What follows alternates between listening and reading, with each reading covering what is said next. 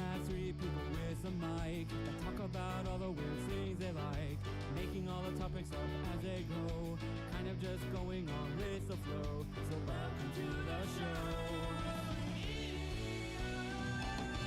Sit down in your chair and just go press play.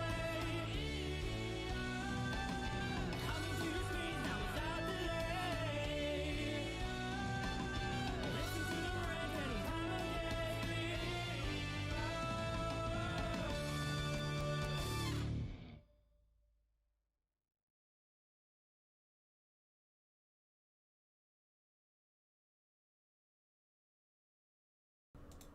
They can hear us. Hello, everyone. And hello. Wait, who can hear us? What? The chat, the audience, they can hear us. Chat? Audience? What? Howdy. Why? What? You wanted to explain me why we are here, and now you're talking about an audience? I'm very confused.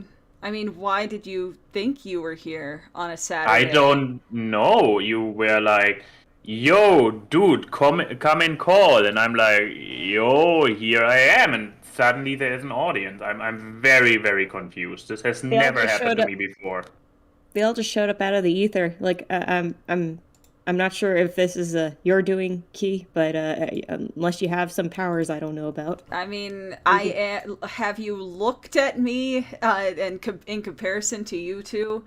I must have either a mutation or a power with a mutation. So, I mean, look, I'm just saying, would you trust a creature with eyes that go over their hair and no nose? and hair that has like weird bubbles in it? Like, I'm just, now that I realize you have, what, if Centaur World was any indicator, that some, no snoot indicates some Magical kind of powers. magic abilities. exactly. But yes, hello everyone. That's not a spoiler for anybody watching Centaur World, by the way. That's just an observation. Especially since I've had so many people compare me to the Glendale one, the one with the really long neck. But yes, hello everyone. Welcome to the final episode of Three Idiots for the year. We're not going away anytime soon. Yep, just for 2021. Yes. Remember, guys, next year is next month. I don't want to believe it as much as you guys, but it's around the corner. Oh boy. But yes. Boy. Yes, Netro. Key likes to steal things. She likes to steal hearts. Aw, thank you. So as you can see, we're all here. None of us has changed since our break in November. Like there's me, and there's Max, and there's Lauren. Yes, hello. And Lauren, did you get a haircut or something? You look different. Yeah, just a trim. Yeah, a few inches off, like maybe off a the foot. Feet, yeah. I just real talk. When I was setting up the stream. Yeah, fun fact: I own only up to my knees now. Literally, only up to my knees. When I was setting up this is just me standing. I'm not even sitting. I just have my elbows on the table to keep me propped up. You're like the cat in the chair in the meme with them screaming at it. Everyone's loving Small Abby, so this was a good idea. People have no idea that they don't even realize that this is actually my real size. Yeah. This entire year, I have actually just been under extreme magnification.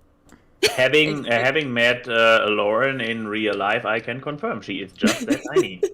Yeah, I mean, people say that I'm small, but I'm taller than Lauren. So I don't know how what the bar is there for smallness, but it's exactly right where Lauren is, and I have walked over it.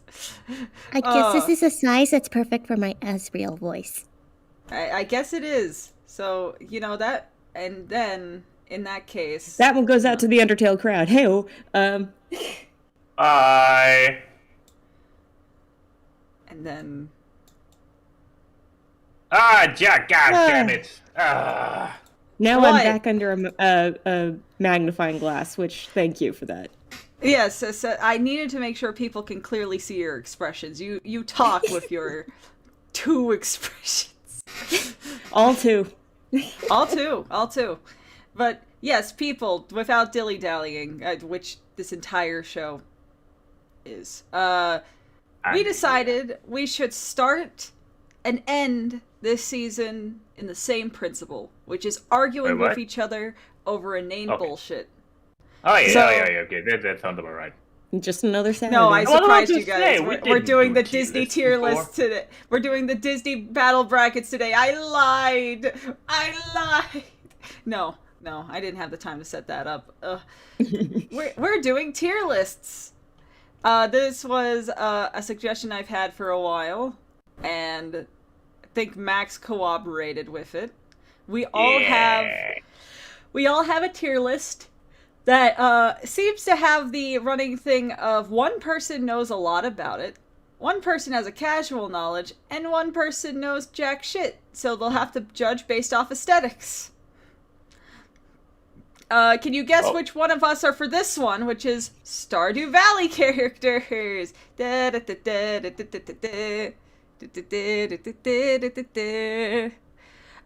So, yes, Max, this is your list. This is the one you wanted. Any particular Yes. reason why? Yes, because you have an absolutely atrocious taste in the characters in Stardew Valley, and I want to call you publicly out for it. No, stop it. Woman! All right. We'll wait. And then, I guess I should show Lauren's. Lauren's is one I had to make. I asked Lauren, I looked right in her eyes and I was like, Lauren, look deep in your heart. What do you want to talk to the public about? What do you want to be your soapbox for this final episode of the season? And she said himbos. So we got himbos. And and I had to make this himbo list because every other himbo list was fucking garbage. Yeah, And I'm then- going My to- real himbo appreciators. I I am not going to. I will not judge the himbos for being himbos. I will judge them for how well you picked them for a himbo tier list. Oh, okay, sure. Now, oh yeah, Darren's right. I should be glad that you didn't pick Honey Pop characters for your tier list, Max. No. Already did it. Yeah, exactly. Okay, and chat, I'm gonna need you to pick mine when the time comes, because I couldn't pick between two. I got Disney princesses, which I care very much about, even though this one also includes ones that technically aren't princesses, but I'll keep them. Oh, shouldn't there? And then, oh wait, should there be? It wait. looks. It just looks short. Maybe I picked the wrong princess one. Maybe this will help my decision. Or the Pokemon starters with their evolutions. Hey, technically, Time to do the Pokemon rap. technically it's only like 12 Pokemon. It's just also their evolutionary forms. So, I may need to look up a different princess tier list off this particular window capture, but we'll do mine last because I'm last. I would say, should we start with Lauren's or should we start with Max's? I'm gonna make a poll. This is an excellent start. I mean, vote away, I think people. As soon as that poll goes up, cast your vote. yeah, I think this is a perfectly fine reason to have a poll. Audience participation. Well, yes, and we also get to know, like, what is the audience's priorities for who wants to see what. Yeah. Wait, I could have done Scooby-Doo villain. That could be so long, though. Yeah, because you got 50 plus years of Scooby-Doo villains to go through. And Yes. that's not even including all the ones within a single season, let alone 50 years. Yeah, no, I would be. I think I'd be the bad person. Plus, how if many I of them made that are memorable? well, no, I was gonna say how many of them are rich people that are just using a spooky cover to embezzle millions, Yeah, the real estate. and which is an development. uncomfortable amount of. Yeah. Have you ever realized that most villains are capitalists in the Scooby-Doo world. Also, Lauren, you are winning by a landslide in the poll. I think we're doing himbos first, ladies and gentlemen. Uh-oh. Yeah. Yay! All right, so I did not arrange the order of these himbos, so I did not expect Markiplier to be the first one. But Lauren, this is your list. What is your opinion on the himbo-ness of Mark E. Plier? Aren't they all kind of trash for being himbos? Okay, no, himbos are not trash. Stinky rat men are trash. What? Glitchies in the chat?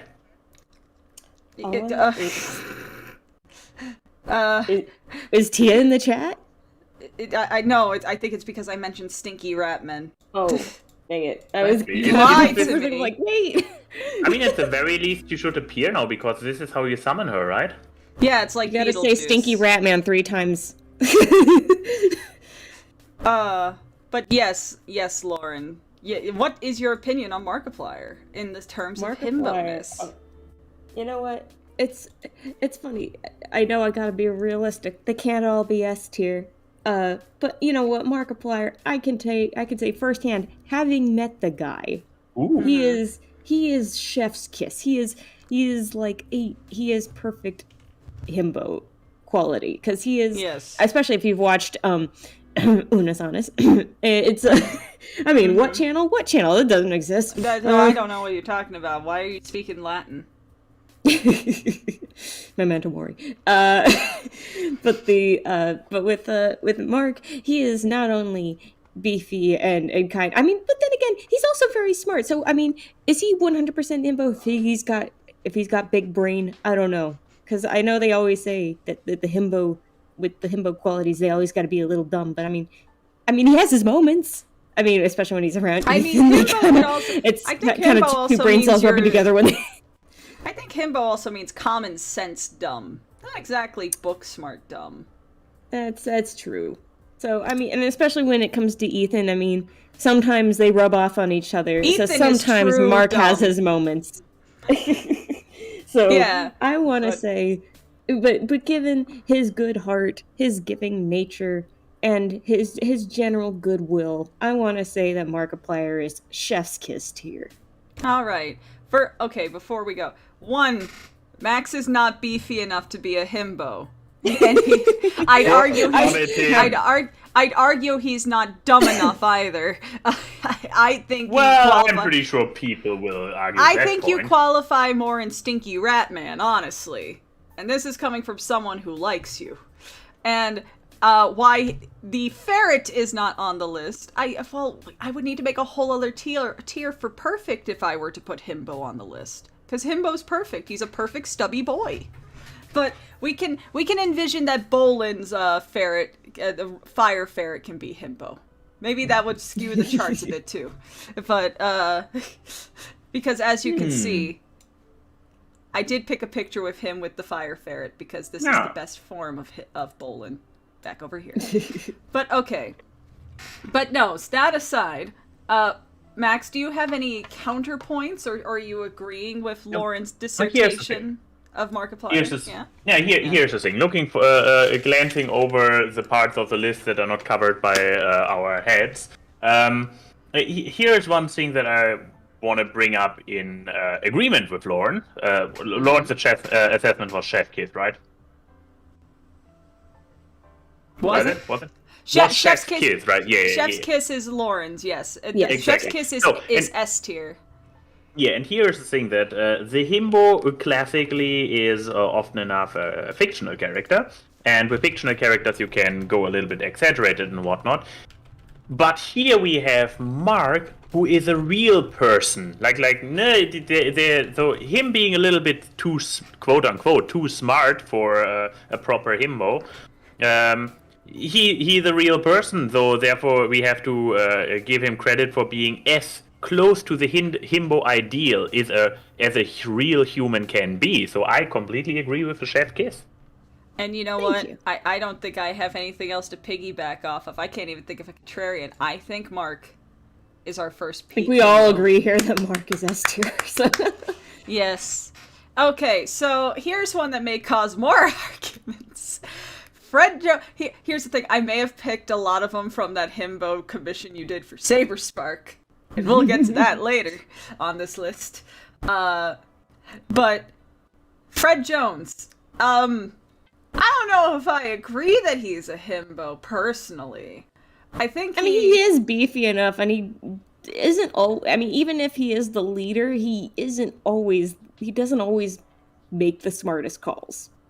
And that's fair. Not every leader's going to make the perfect calls. But however, I think Fred is more. His dumb, I don't think is a kind dumb. I think it's a woefully ignorant kind of dumb, especially if you watch, like, the beginning of Mystery Incorporated, where Daphne is literally throwing herself on him, and he's like, what? Cool. Fucking Adrian Agress levels of we're just friends. Just friends, TM. But... he is a kind boy. I just don't think his dumbness fits into the kindness. I think his dumbness makes him kind of an ass. Yeah, again, I said, he fits the superficial criteria, like the build and whatnot, and you see a little bit of a dull-mindedness there, but he lacks the himbo energy, doesn't he? Yeah, also, can we remember that he makes two of his friends, one of which is an animal, as bait on a regular basis? Like, I don't know if that's a kind attribute. Yeah, I think a himbo would make himself the big dumb bait. kind of like, I want to say he almost fits more into a jock category, but he's still, depending on the incarnation of him, I guess it depends, but he sometimes has more himbo-y qualities. So it's like, mind you, 50 years of different Fred incarnations and different interpretations of his personality. There are some things that are evergreen and some things that change. And so it all depends on the writing. I will say, though, in Scoob, after the Mystery Machine gets blown up by Cerberus and he just grabs the hubcap of it and runs screaming and then gets hit back, that is peak himbo. You know what? Yeah, that's I'm like... I don't think he's like trash. I don't think he's trash. No. He's like, I want to say he's like B tier at the most, because he's somewhere like, again, depending on the incarnation, he can be very himbo-y and he can have his sweet moments, but then on other times he can be mean. Even if it's not deliberate, he just sometimes can be mean. And with him subjecting, I never was a fan of him subjecting Shaggy and Scooby to the traps, but let's be honest, the Shaggy and Scooby are the reason that anybody gets captured at all, so if anybody's the real heroes, they are. So also, himbo doesn't really scream leader, and at the end of the day, even though he's not the brains of the operation, he kind of is the leader of the Scooby gang, isn't he? Yeah. He's So got the mascot. I think I would agree. B or Yeah. C. Yeah, I would agree. That depends on the interpretation. Exactly. Let's put him in B. If we realize it doesn't fit, then we can still bump him down to a C. If we find other Bs and we're like, man, Fred, you're getting butted out. Okay, next we I got. feel like he can teeter into C category, but he's not trash. I just think he's like No. He's B for Buffred. Okay. Yeah. Next we got Thor, our good old MCU Thor. MCU Thor, good old Chris Hemsworth Thor. I mean, of the Marvel characters, I do think he is one of the peak himbos. I did realize when making this list, I could have made this list a lot longer by just putting Marvel himbos, because I could have put Drax and I could have put Peter Quill, but I picked only one. I picked the original himbo. You picked the one that wasn't trash. I'm sorry. Don't you insult Star-Lord in front of me. You can insult his actor, but you can't insult Star-Lord. Star-Lord is a reason a lot of stuff happens in the end. So I'm just saying. I'm just saying Thor didn't cause that. He may have Loki for an adopted brother, but Yeah. Anyways, I think Max should give the first thoughts because Max is a Marvel boy. It's true. It's a hard one because he has a little bit of a dull-mindedness of a himbo. He definitely has the beef for it. He is mostly good in nature. I mean, he is very full of himself, especially in the beginning of his story. But I mean, this is not necessarily a disqualifier, now, is it? Being full of yourself. I don't think. I think like. I don't think so. I mean, you can be full of yourself and still be nice to other people. Yeah, exactly. Yeah. And I mean, he is mostly nice, so I would still say that he is not top-end himbo. I mean, he still has a certain level of cleverness and awareness. At the end of the day, he kind of, I believe, did he temporarily officially lead the Asgardians? I don't know. For a small period of time when he got fat and became like true like. Not even himbo, like dad bod. Yeah, Thor. but so in other words, you're saying peak Thor. Yeah. Okay. We know your type. Christ Almighty. But no, he was the actual king of Asgard for 5 minutes at the end of Ragnarok. So yes, he was. Yeah, which similar to Fred is kind of like. No, he has good himbo qualities, but he isn't through and through himbo. So I'm leaning towards similarly going for B again. I think like I would put him in B. I could also move him down to C because I think like I don't know. I feel like there are too many. I mean, he is a god. Gods are kind of assholes by nature. Like, and I guess you could use the argument is that. Being a god means you're overpowered to a degree, so because of that, but he really isn't OP. He does have his weaknesses, but at the same time, I think I'll put him in B simply for how he was presented in Ragnarok. I think Ragnarok injected him with enough himbo nature that he's not trash. Okay. Yeah. Oh no, I do not. I would never say that Thor Chef's is trash, kiss. so. Chef's kiss. Eugene, my boy. Yeah. The thing is he dumb enough to be himbo? Is he dumb enough to be himbo? Okay. He's more street smart. I want to say he's like Aladdin street smart. You know what I mean? So I mean, but as someone who's watched the animated series, he can be very, very dumb. I don't know if he 100% qualifies for himbo because again, you gotta have he has some muscle, but it's not like beef. He's kind of like he's like his big friend is more himbo than him. What's his name again? Yeah, that's true. I just but I love him as a character, but I would at the very least. Yeah, I'm like at the very least. Yes, he is likable. Yes, he is kind. Yes, but I think he's got some street smarts to him that kind of disqualifies him from the himbo category. And he, I mean, you say he's kind, but it took him a long time. In the beginning, he was an outright criminal. Half of the plot surrounding him in the animated show was about him running into people he crossed in the past.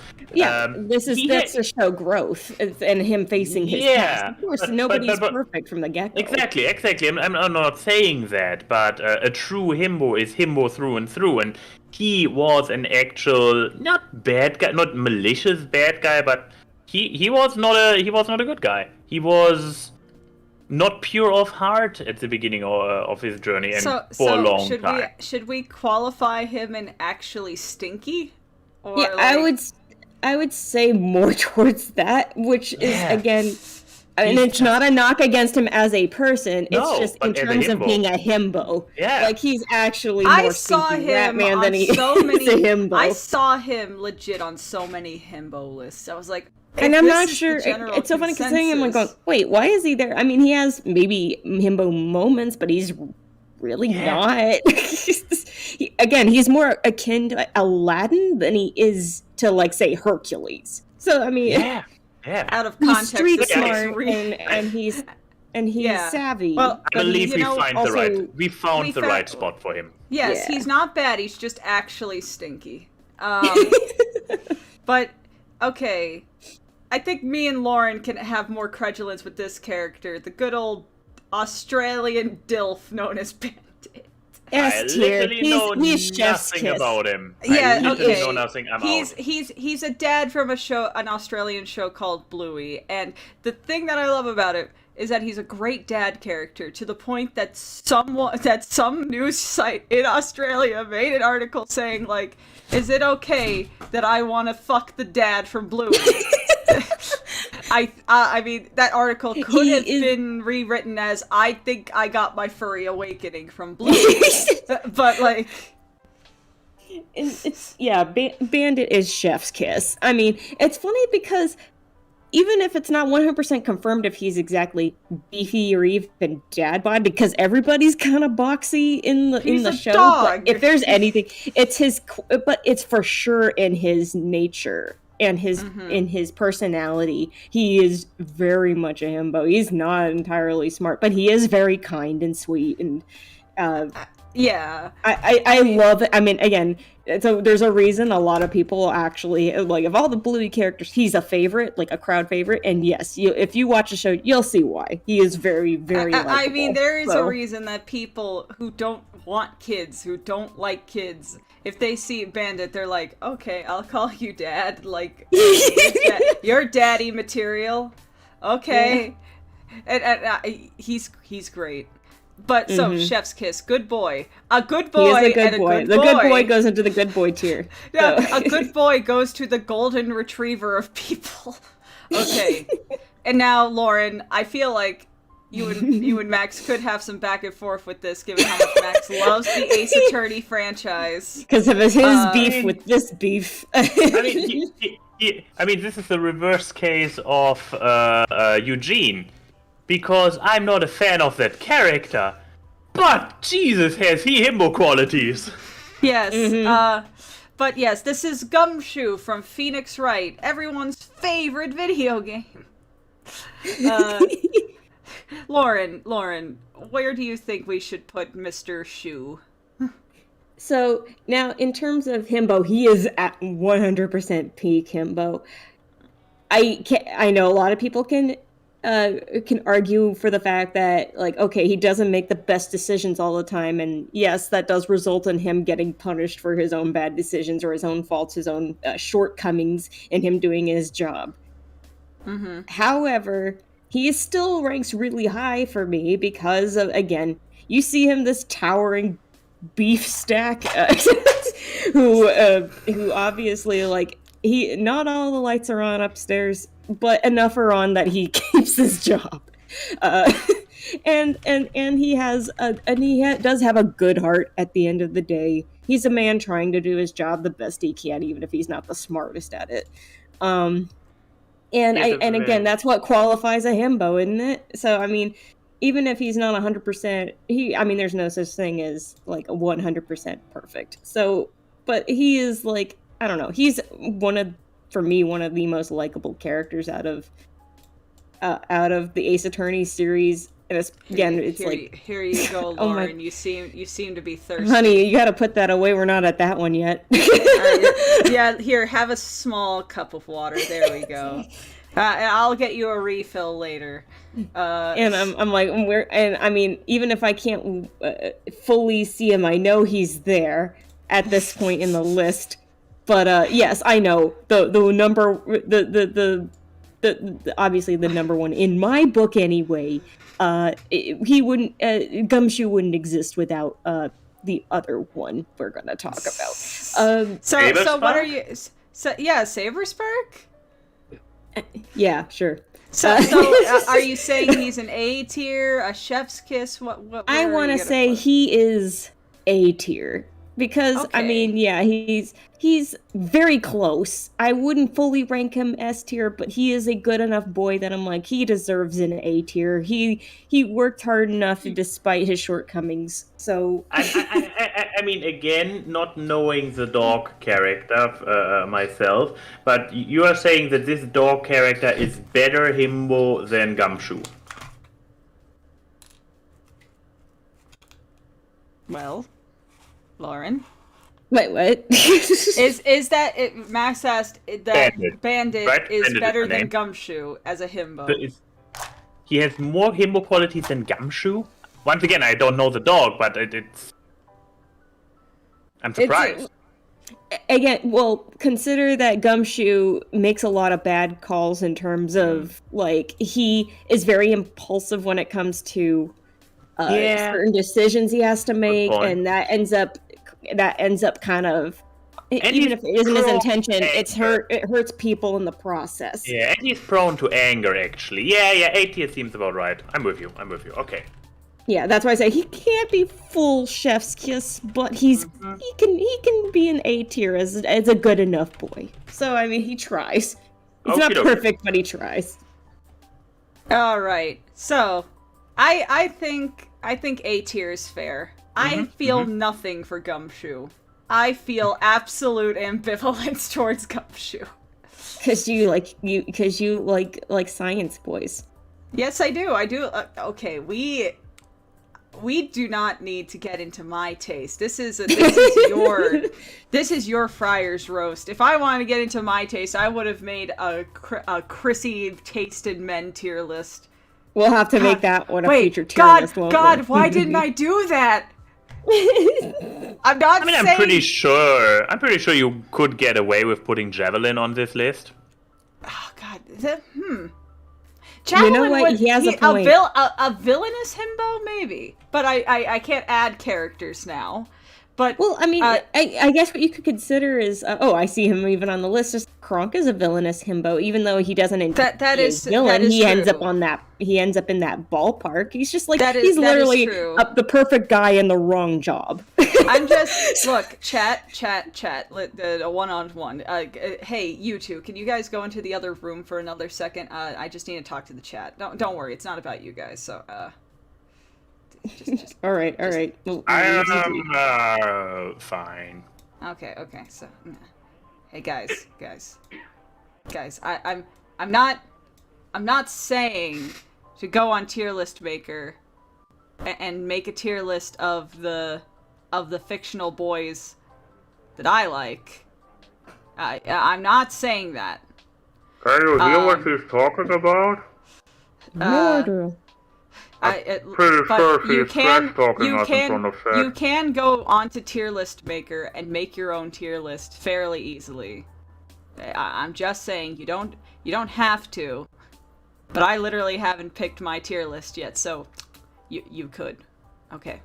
I didn't want to say that while they're in the room, because nothing's stopping either of them from making one, and they would make it so mean because they know me so well. So I'd rather you guys do it. You guys are nicer to me. They're bullies. They are straight up. Especially Lauren. Lauren is the biggest bully I have, and you want to know it's because she has talent. She can draw the things that bully me. Max can just say Max is just a bully because he would be part of the list, but he's a bully nonetheless. And anyways, I gotta let him back in before this is. Oh, what?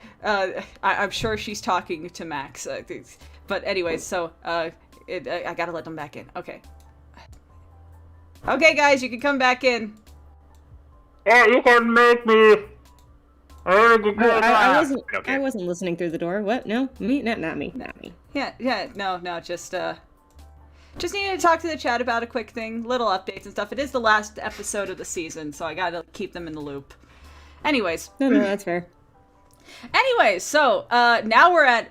Oh, look, it is a boy. It is the boy. It This is happens one to that- be like one of the guys that you caved to. So there's Okay. that. Look, I don't know what you're. Look, I appreciate Every now and then our tastes align, and this is one of those times. Bolin is one of like two himbo-esque characters that I have. Yes, I can't deny. But for anyone who's watched Korra, come on. Bolin is best boy. Especially compared to his crappy brother. But, like, I think Bolin is a chef's kiss. He's not the brightest tool in the shed, but he's resourceful. And he's kind to animals. I mean, literally the backstory about him getting his pet is that the pet was going to get eaten. And he discovered his true talent by fucking accident. Because he didn't know he could lava bend until a wall of lava was coming at him, and he just went, poof, and the lava bent to his will, and it's like, wait, you know how to lava bend? Since when? Since now. He was willing to get burned to death to protect people, out of the sheer chance that he could do it. And yeah, that's pretty chef's kiss. I mean, and he's a hero without having to have, like, gone and sought out the role of it. It's like, again, it's almost like it fell into his lap in the way of, like, oh, I can do this? All right. Yeah. Didn't think I was capable of that. And, yeah, and instantly, I'm sorry, anybody who has an affinity for animals, which I guess, all right, one of the ones coming up is gonna be that case. Maybe two. You're gonna rank either A or Chef's Kiss in terms of if you're a kind to animal or you have an affinity for animals. Like, literally, if an animal thinks you're cool and you're good and all that stuff, like that's a very telling thing about your character. So yeah, and look, I'm just saying, he's got beef. He is not a thick boy out of fat. He is thick out of borders beef. in it. He borders in it. He's just got a little bit. He's built. He's not like bodybuilder built, but he's what you would expect an earthbender to be built like. You know, the people who move rocks. And he's a handsome boy. I mean, those eyes, man. He's got some pretty green eyes. Like, you like them green eyes. I like all eyes, especially greens and blues. So, but look at, and I mean, look how handsome. I know people can't really see it, but he dressed up his ferret so handsome. He's a good boy. But as the only straight man in this conversation, Max, do you have any objections to Bolin being in Chef's Kiss? Because I am going to put him in Chef's Kiss if there's no objections. No, don't see any reason why not. Yeah, he is. I mean, no, we brought up that Kronk is technically a villain himbo, and Bolin also had his short excursion into working for the bad guy. Did this even happen multiple times to him? But he ended up in this position because he's just so himbo, and he gets convinced that he is doing good. So yes, Bolin, Chef's Kiss, good boy. So now we got got someone who I feel like got more himbo over time and for the worse. I was about to say Kristoff from look, you can't not make him a himbo after his musical number in Frozen 2 with him doing a pop song around reindeer. Yeah, but at the same time, then there was the fact that it was almost like pop song aside, which was actually really funny and entertaining, I feel like as a character he regressed. I feel like it was, and I feel bad because it's like he seemed to shine so much more in the first one, and yet it feels like, I don't know, I want to say it's a similar situation to what happened in Trolls World Tour. Character regression after the first, like what happened after all the growth from the first one. No, just throw that out the window because it's a sequel. We got to make up the problem now, and drive a wedge in there for the drama, even though it shouldn't have to be there. But I don't know. And I'm like, I know it's really cute when he does the little Sven voice and stuff like that. But it's like, I don't know. I feel like yes. Go ahead. Yeah, he is, not going by the first movie, he is kind of the voice of reason who listens to Anna, whose story is kind of more himbo in nature than he is as a person. He just takes one look at it and is like, what? Somebody you just met? No. So I dare to say he has more himbo qualities going for him than Eugene, so he is not in the green one.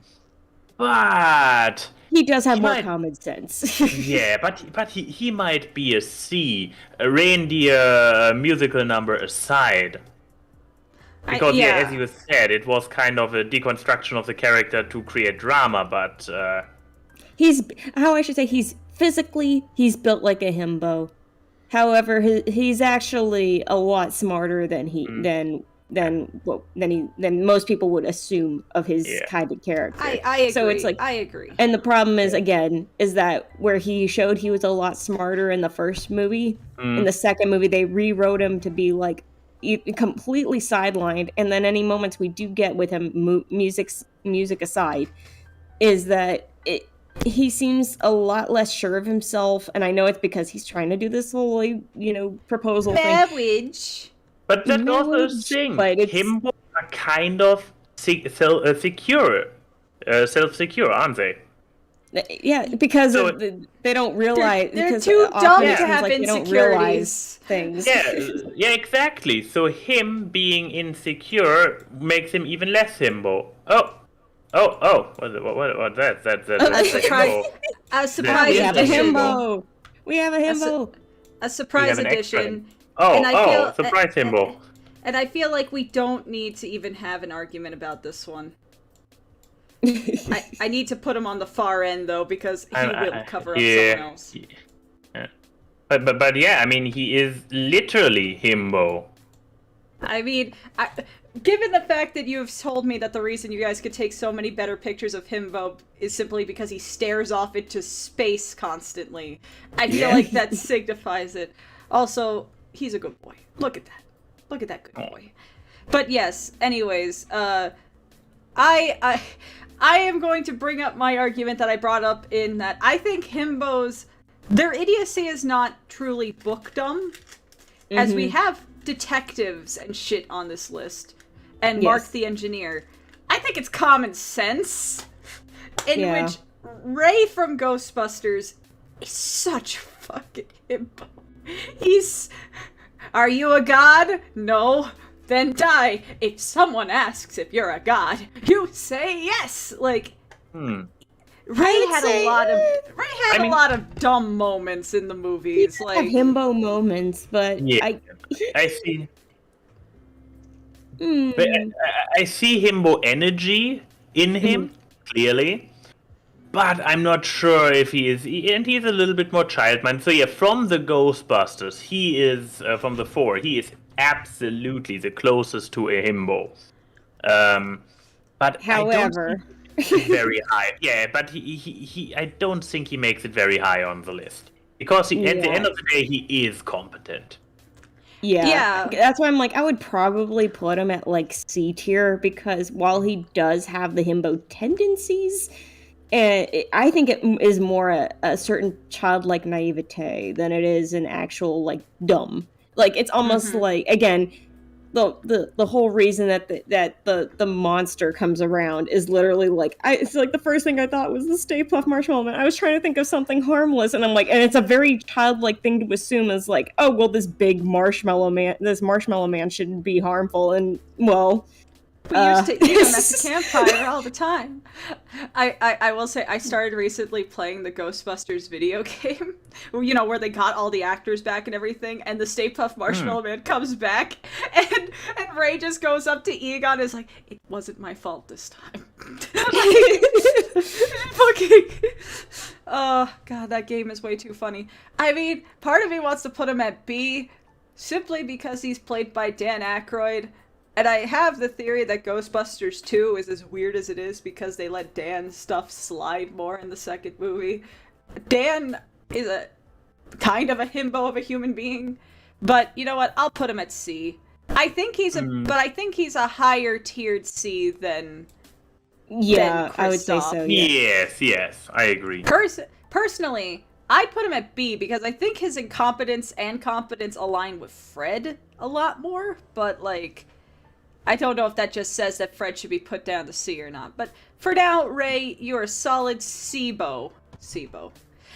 Okay, now we got a classic himbo thing. Fucking, I had a kid and still don't know what sex is. Goku.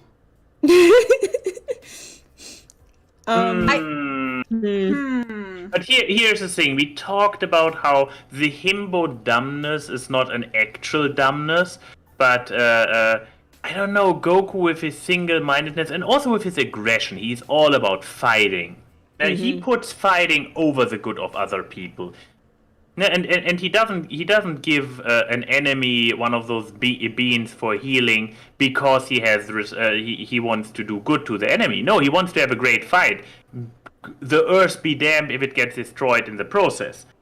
So he is actually he's just a dumb guy. He has a good heart. At the end of the day, he has a kind of good heart, but he is just dumb and beefy, but not very himbo. I mean, I would still not put him into the actual stinky because he at least, I can at least see how he made it on the list. While again with Eugene, he's so not it. But yeah, Goku. Yeah, no. Yeah, I think I think it's the fighting tendencies, or at least wanting to fight, or at least fighting for no other reason than to you're beating baddies, but also just having the thrill of a fight. I feel like that kind of, I don't know if that takes away from the himbo-ness, because I feel like to a degree a himbo, himbo, no. I made a new tier since it seemed like we were just gonna come up with that he's just a straight up dumbass, and because himbo is not actually part of the tier list, it looks like I put it. I'm sorry, yeah, it looks like he's just a straight up dumbass. Yeah, he is straight up dumbass. That's how it is. Should I move it, or should I just double down? No, I mean... Nah, himbo is chef's kiss. I mean, he is chef's kiss. He's the perfect breed. He's a too good kind. boy. He's a good boy. But Goku, just a yesterday. But just yesterday. Like, he is definitely a himbo, but in terms of other things, it's like, yeah. Yeah. Are we gonna get a himbo story? What did himbo do? Yeah, so himbo, while walking backwards, managed to fall over himself and roll backwards. What was he walking backwards from? Just cause? We were in the kitchen and he was like, oh, tak, shovel outwards, and he somehow managed to fall over and roll a few times backwards. I'm not sure how. He didn't even walk fast enough to have enough momentum for that. He just flopped. Yeah, but backwards. Yeah, that is chef's kiss material right there. Okay, speaking of chef, Mr. Spinach Puff here. Look, it's with Kronk, he is, like I said, he's the right kind of guy in the wrong line of he is not the perfect bad guy's henchman, because he is just a good boy who literally just wants to cook and make people happy, and if the I know the sequel's not perfect, but if it's any indicator that he literally just wanted to make his dad proud, I don't know, guys. I think that's pretty chef's kiss for the chef. I think this is one of the easiest decisions. I love Kronk. I think he is top I adore tier Kronk. Yeah, same. Put him there. Yeah. He has Easy. all the question. the good qualities, and none that stand in conflict with being himbo. He could, even when he's told to do something mean, he can't do it. Like, literally, like, oh, okay, while the Emperor's knocked out in a bag, throw him over a waterfall, and he can't even do that. Yeah, His conscience stops him. He sings his own theme music. Yes, this is so himbo. Yeah, I love him. Before this becomes the Kronk fan club hour, Launchpad McQuack. Come on. Oh yeah, another. I want to say, especially he falls pretty close in line with Kronk, because he's in terms of, but he's in the right line of work. But in terms of, Slow your roll there, Buckaroo. He does crash the plane in every episode. I'm talking about he doesn't work for a supervillain. Okay, fine. I was about to say, right line of work. He's at least a pilot, even if he crashes. He's at least... He's fine when he's in the air. It's just the landing part, you know? I mean, I think he's would a you solid expect A. a himbo to 100% be to flying a plane? That's fair. But okay, I think he's solid A or Chef's Kiss, but I'm willing to hear an argument 2 or 4. I'm having trouble putting it on it. Like, if I take Launchpad and I take Kronk and I hold them next to each other, and I'm like, I would still say Kronk is more of an embodiment of the himbo, which is not meant to be like, oh no, Launchpad isn't very himbo. Oh god, he is so himbo. But I don't know. He is like, maybe it's I'm having a hard time putting my finger on it. Why I have this feeling about him that he is a little bit less himbo than Kronk, but he's definitely at least A tier. Do you Go on, think help me it's out here. because he has do you think maybe it's because he has he's slightly more competent that he would be in A tier because he's not one?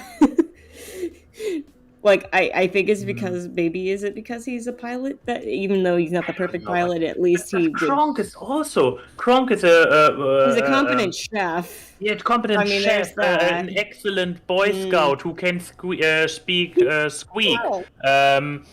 He has fantastic coordination and whatnot. If you can see with the jumping rope and everything. Mm-hmm. I could argue that Launchpad's pretty. I was gonna say he's really close in terms of like, again, if you put him next to Kronk, they're very, very close in personality, in capability. I mean, with Launchpad being the one that crashes, that's probably what I would say puts him into A tier. I mean, but I don't know. It's a. But at the same time, I think he almost I would say if there was a margin that he balances between Chef's Kiss and A tier, it would be that. I think he's a solid A. I think he's like top A.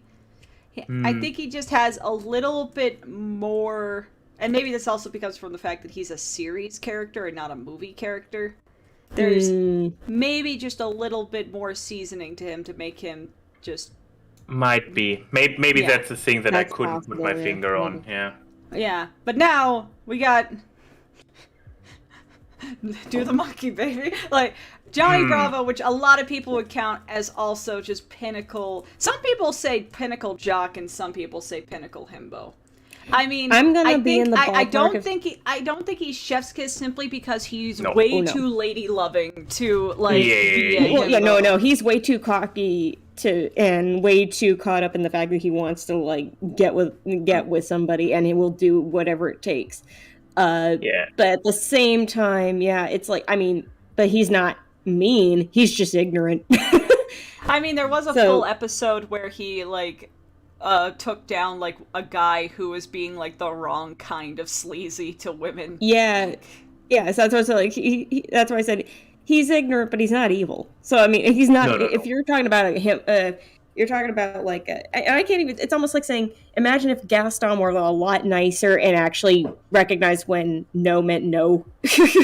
I mean, there's also a thing to be respected about Johnny is that he likes a woman who can kick his ass. He never seems like upset when the women beat him. Like I'm just saying, like he goes, you know what, fair. And also kind of hot. Kind of hot. You know, we can respect that. We can respect a guy who respects a good, strong woman. But I think to a degree that would put him into either B or C tier for me because I think because I'm looking at who we have in C tier and who we have in B tier and being like, where does Johnny fit here? You know, because I feel like he could. B is a pretty split ground because again, like he has his good tendencies, but he's also like we said, it's like he a big part of his character is literally just like all he wants to do is try and hook up, and it's like, and he doesn't always exactly go away around the nice way. So it's like, even if he recognizes there's a limit to things, he doesn't always recognize what the limit is. Yeah. And until it literally punches him in the face. And he's very full of himself. That is true. I mean, and that doesn't always come across as a nice thing. No, I mean, that, like, we already established, like, yeah, you could be a narcissist, but also kind of like be like, you could be full of yourself and also not be mean about it. Meanwhile, sometimes he teeters back and forth on that. And again, when the reality smacks him in the face is when he finally realizes it. So I guess we agree on B. Yeah, I think I pick B also because I think he's a bit too dumb to be in C. Simply because, I mean, he is also a mama's boy. Like, I think the mama's boy elevates him to be a little bit because you could say many things about him. He loves his mama. Okay, Hercules. The boy. All right. The true god of strength. Like, I genuinely think he does fit the himbo category, like, to a T, because in the end, like, even when he's trying to be a hero, he thinks he's going the right avenues to become a hero, to get to Olympus. But he's doing it for, like, he thinks it's all for the right reasons, right? He's genuinely trying to do it for a good reason. And it comes down to the root of him wanting to belong. Because he's been an outsider for all of his life as a mortal. So it's like he's trying to come down to a place where, even if it sounds like it is somewhat selfish, but it's for a good reason, that he's like, because I've spent an entire lifetime being an outcast. I want to know where I belong, and now that I realize this is where I could potentially belong, or at least is the reason that I'm like this, that I'm going to do whatever it takes to get there. So Lauren, let me ask you, where do you think he belongs? I think he is chef's kiss, because he is still a golden-hearted boy at the end of the day.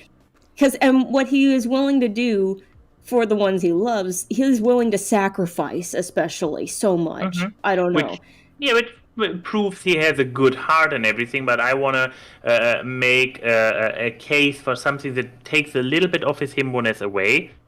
That he is so self-reflective. I mean, most himbos just live into the day and are just happy to be there like a golden retriever. While the entire movie is about him being self-reflective about not fitting in, going on a journey. So, still, he represents so many himbo qualities. It's basically like with Gumshoe. He is almost there, but he has this one character trait that just doesn't fit. So I would say he's a very solid A for me. I'm with Max with this one, because I don't think many himbos go through character arcs. That's a fair point. Because, I mean, again, he ranks, no matter what, he ranks really high. Because there is no way he is anything B tier. Like, oh no, he is an A boy. And use your head, boy. Use my head. Okay. He's also way too, like, he is too assuming of the good in people that I'm like, again, it's what leads him to get hurt by Meg. And as much as she doesn't want to hurt him, it's because he believes too much in the good of people that it gets him hurt. And he has to learn from that. But at the same time, he does learn from that. So, yeah, I guess you could say, to a degree, it would be A tier. So, you know, it's like, it's not, and no matter what, I knew he was going to have to rank high. So, whichever category he was in. Yeah, totally. I mean, you can't not make someone who was so love-struck that when he was just constantly looking over and just hitting a bunch of statues with his head. That's himbo. That is a himbo. Okay, so I don't know with this one. This one was also because it was on a lot of lists, so I was like, I guess if this is majority rules. Naveen from Princess and the Frog. Just straight up a dumbass, honestly. Yeah, and plus, he goes through way too much growth, and he's, like, not a dumbass. He's a prissy boy that just experiences a lot of growth and waking up.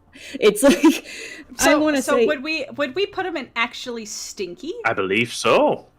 Maybe. God, what's the Disney boy's going into actually stinky today? I'm like, it's funny because, I'm like, he's really not a himbo. I mean, I love him, but he's also not him. I love the way that he grows. That I mean, he goes from one stage to another stage. That's what I like, is seeing, woo, yeah, this is what I'm here for. This is what it's all about. Woo. and yeah, where I dare to say where his qualities come from that can be confused with himbo. His naivete walking into the day is more like he grew up super pampered and has no street smarts. It's But Richie this is Rich ignorance. Yeah, and plus he even acknowledges going like, realizing this, I don't know how to do anything. And that's like a smart realization, realizing I want to be able to be capable of this stuff. And now I realize in the real world, I'm like, shit, I don't know how to do anything. Yeah, and he actively tries to learn. And I'm like, again, I like that we actually have a prince. Like, he was one of those, like, for me, recognizing a prince that actually goes through a character arc. Because I feel like in the end with, like, especially when, as much as I love, like, for example, like a character like Aladdin, he doesn't go through a major arc. He just recognizes that he's gotta be happy with who he is. He doesn't have to pretend to be something he's not for somebody to love him. But but compared to like Naveen's character arc, where he makes a complete 180 from where he was to where he ends up, like that's the growth I like to see. So it's like. Yeah, like I think so. He's just I think he fits actually Stinky. He becomes like he's a prissy boy who becomes a very nice male wife. Yes.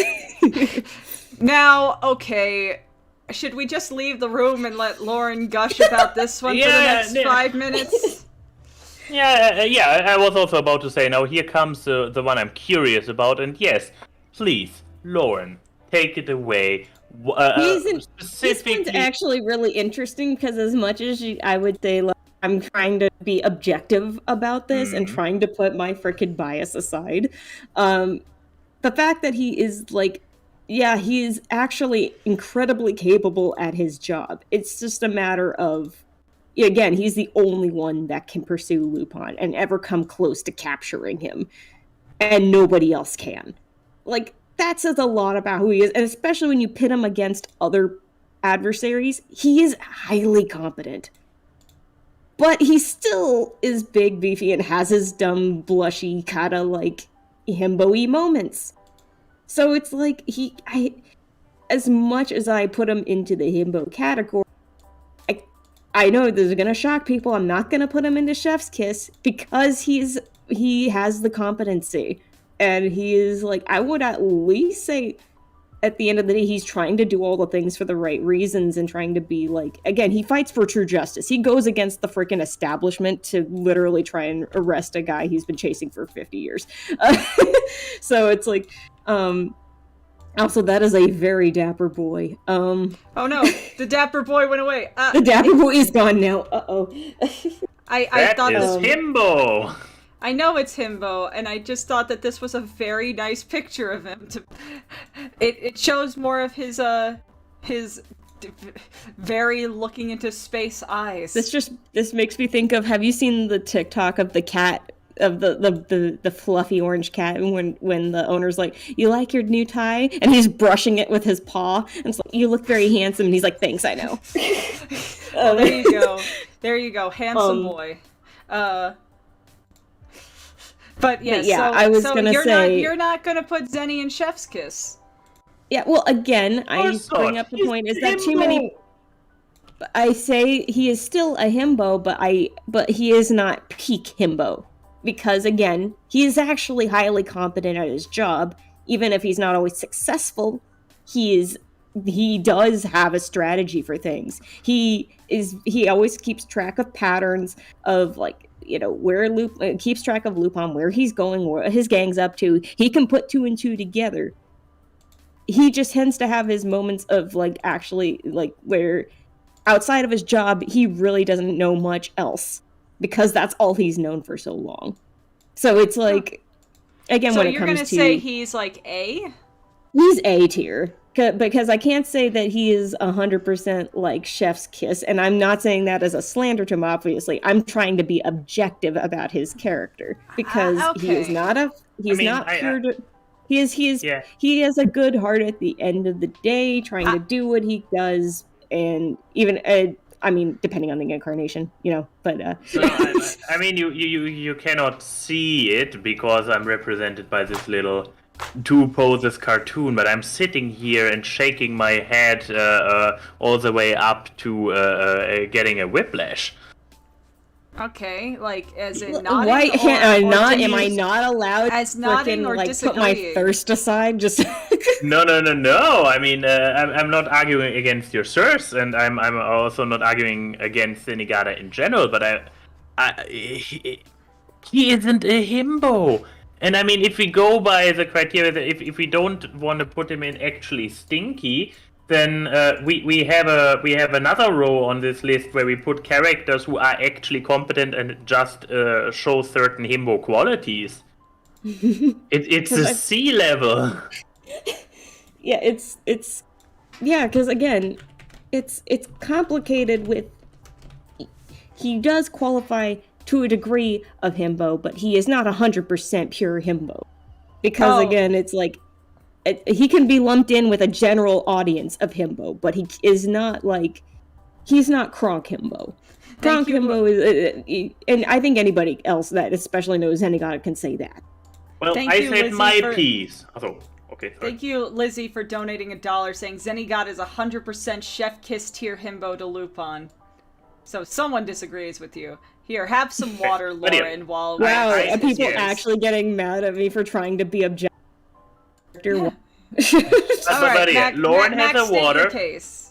Yeah, Lauren has a water. I already stated my case and was like, I would actually even be willing to put him in actually stinky, but no, looking at the list, actual competent characters showing himbo quality end up in C. So this is where I would put him. So yeah, Key.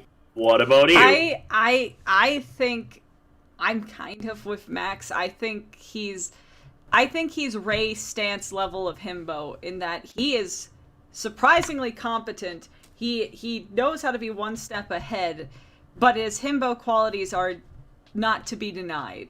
So I think he actually Especially fits when, with again, Ray. looking outside of him out in his job, when it comes to like his love life, when it comes to him trying to do literally anything, he kind of Yeah. fumbles over himself a bit. He's kind of, you see more of him in his actual natural state when But he's kind of like I think that fits people like Kristoff and Ray and Zenny, is that they are really good at this one subject, and then outside of that they're kind of dumb.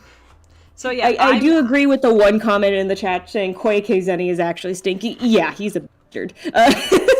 Well, that's not this Zenny though. So we're talking about especially pictured as part 2 Zenny. Where, again, even if he is portrayed comically, he is still competent. So yeah. By shocking revelation, Zenny gets C tier. What about Tarzan? Here's the Tarzan- thing. This was also a thing that was on a lot of lists.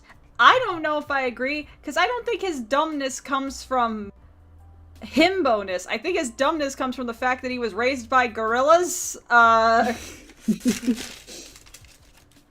He's literally But yeah. learning how to people. Yeah, and at the end of the movie, when the call comes, he steps up to become the protective, strong leader of the pack, or whatever gorilla groups are called. And yeah, I'm not sure. I feel like he has some smarts to him, especially capabilities when he's nominated to be, when he becomes the leader of his troop. That it's like, yeah, it shows that he has the leadership capabilities and qualities that he can help a group survive. So it's like, so I can't say that he is pure of heart and dumb of ass. It's like he has a good heart, but he's think also very literally- smart at what he does too, in terms of actually. Well, I should say maybe he is. I can't say savvy either. He just knows survival mode. He knows how to. He's protective. He's a good protector. I agree with Darren. Tarzan isn't a himbo. George of the Jungle. Now that's a Oh, God. I George should have of the put George of Jungle the. is I should have put himbo. Brendan. I should have put Brendan Fraser. Brendan George of the Fraser, Jungle. George of the Jungle. That's Yes. actually chef himbo. kiss. To Chef swing, kiss. He to is swing chef's or not kiss. to swing. Swing. Swing. But you know what? I think actually Stinky fits for Tarzan because that man's never taken a bath before, I think, in the movie. So, Yeah. Jane is hopping on some very smelly bones there. But Let's not think about what Jane's hopping. I know people who do, my friend, so you have to as well. Hold on. George of the Jungle. Come on, give me George. Oh, I found the perfect image. No, wait, that's a Watch out gift. for that No. tree. Watch out for that tree! Tree. Ooh, I love tree. I love this movie. It's so dumb. There we go. And George of the Jungle is better than it has any right to be in terms of movie adaptations from a cartoon. Like, it's kind of like there we go. it's kind of like the Rocky and Oh my. Bullwinkle movie. It's like of all the things to get a proper adaptation from a cartoon, like you had George of the Jungle and the Rocky and Bullwinkle movie. Like, There both we of those go. seem to be like the most honorable spiritual, successors to their predecessors. There's something And really being funny perfect about and being near perfect homages to their source material. So There's it's something really funny about naked Brendan Fraser and obviously tired ferret. Like, okay, so now we get another Saber Spark, the Sparky man. goodest of boys. we have to let's put him in Chef's Kiss. I feel like we'd be doing a disservice if we didn't. Someone just takes a screenshot of this when I put him in straight up dumbass. No, don't. Dumbass. Here we go. I think we could put him next to Markiplier. Yeah, Say- especially it categorizes the real people there too. Yeah, look, I could say I've met Saber. I know Steven. I've threatened to beat him up every day. He is a good boy.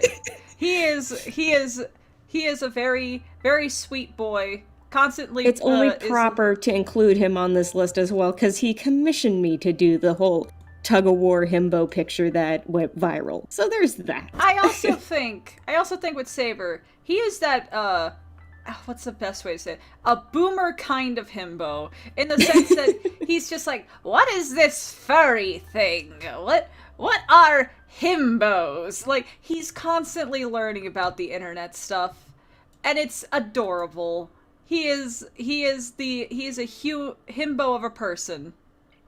So, I think this is a fair thing. Do we have any Do we have any counter arguments from you, Max? Or are you in agreement? I'm willing to give him the same the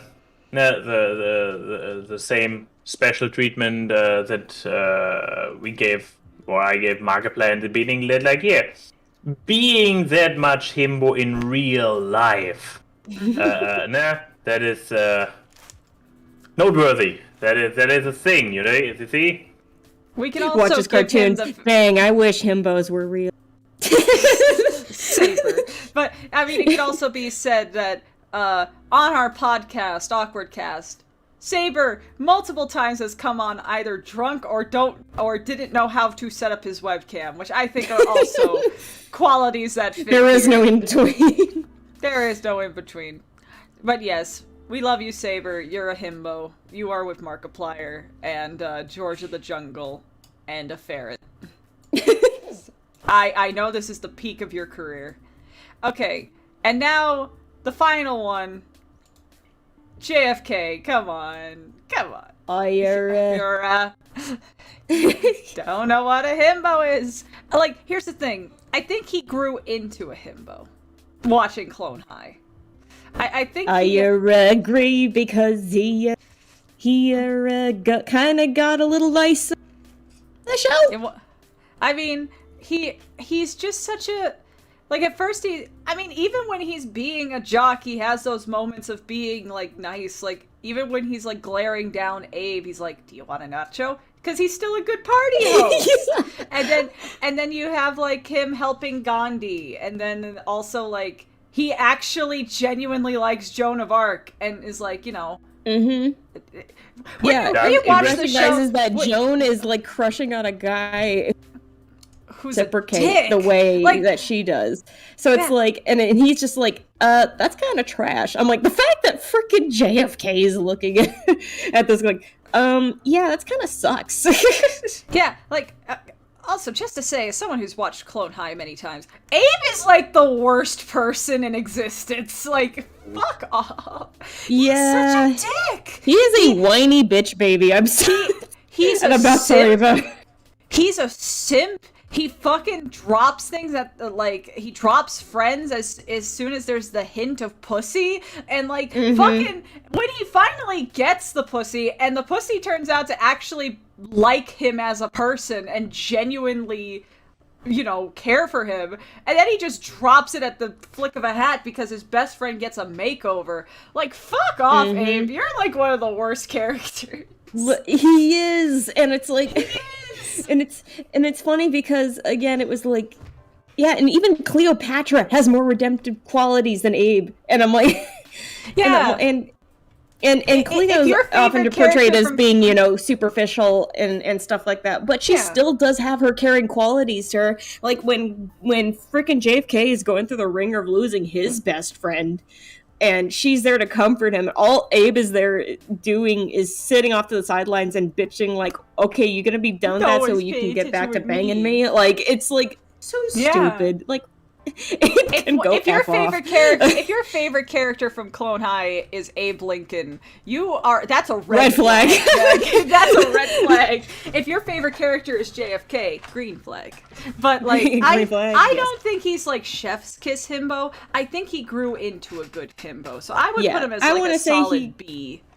Wasn't there this one episode of them rioting and he was actually rioting and looting? Well, so was Gandhi and everyone else at the school.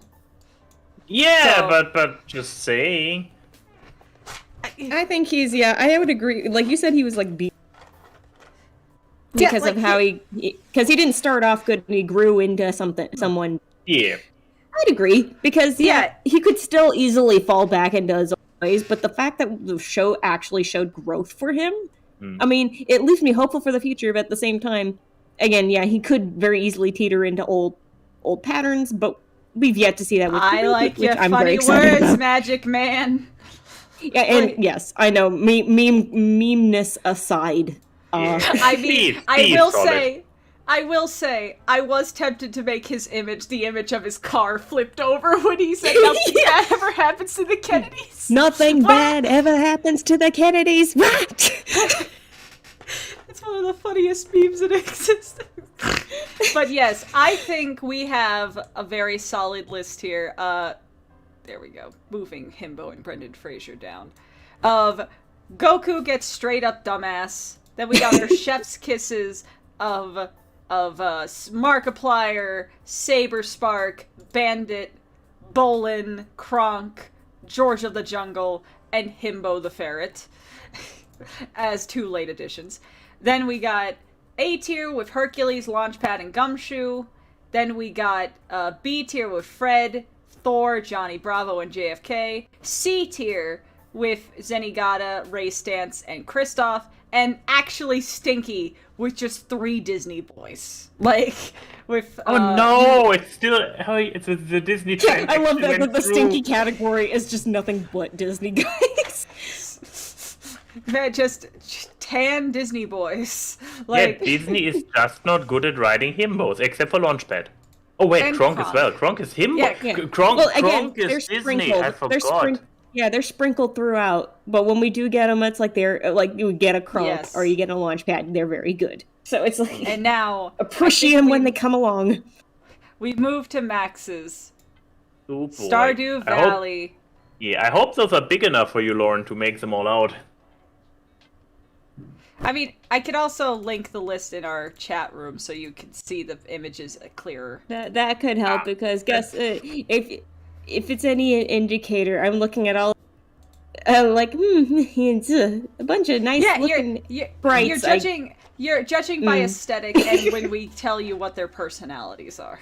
Yeah, spoiler alert, chat. Guess which one of us has never played Stardew Valley and has zero idea what I'm getting into. Oh boy. Yeah. Yeah. I mean, what? That was just to piss you off, dude. So, that was just to piss you off. Yeah, Robin is basically the reason why we made it not just the bachelors and bachelorettes. Yes, I know. Anyways, so Max, I guess you have to start us out. Abigail, S tier. Yes. Next. Well, okay, you have to state. Oh, I need to. You have to state who Abigail is for Lauren. Oh, okay, I guess I can do that. She is one of the dateable bachelorettes in the game. She's pretty girl, but she's also like she is drawn to the mysterious. She, I mean, in the world of Stardew Valley, magic does actually exist, but from all the villagers, she's actually the only one who is drawn to it, seeking it out. She loves it when it rains and is just out there in the rain. What was it? I believe playing her instrument. Generally like a fun and great character. She's a kind-hearted witchy girl. Yeah. With purple hair. Oh, well, then that already ranks high.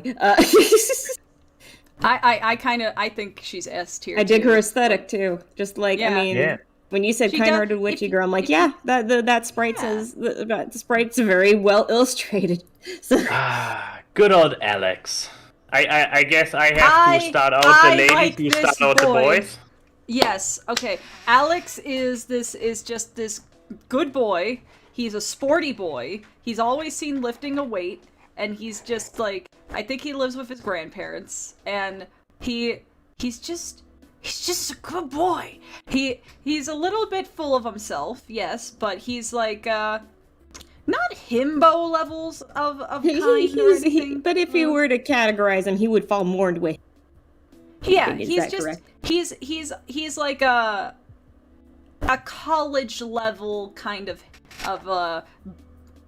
fitness loving boy, that kind of thing. But he's not like, he's good at heart because he takes care of his family.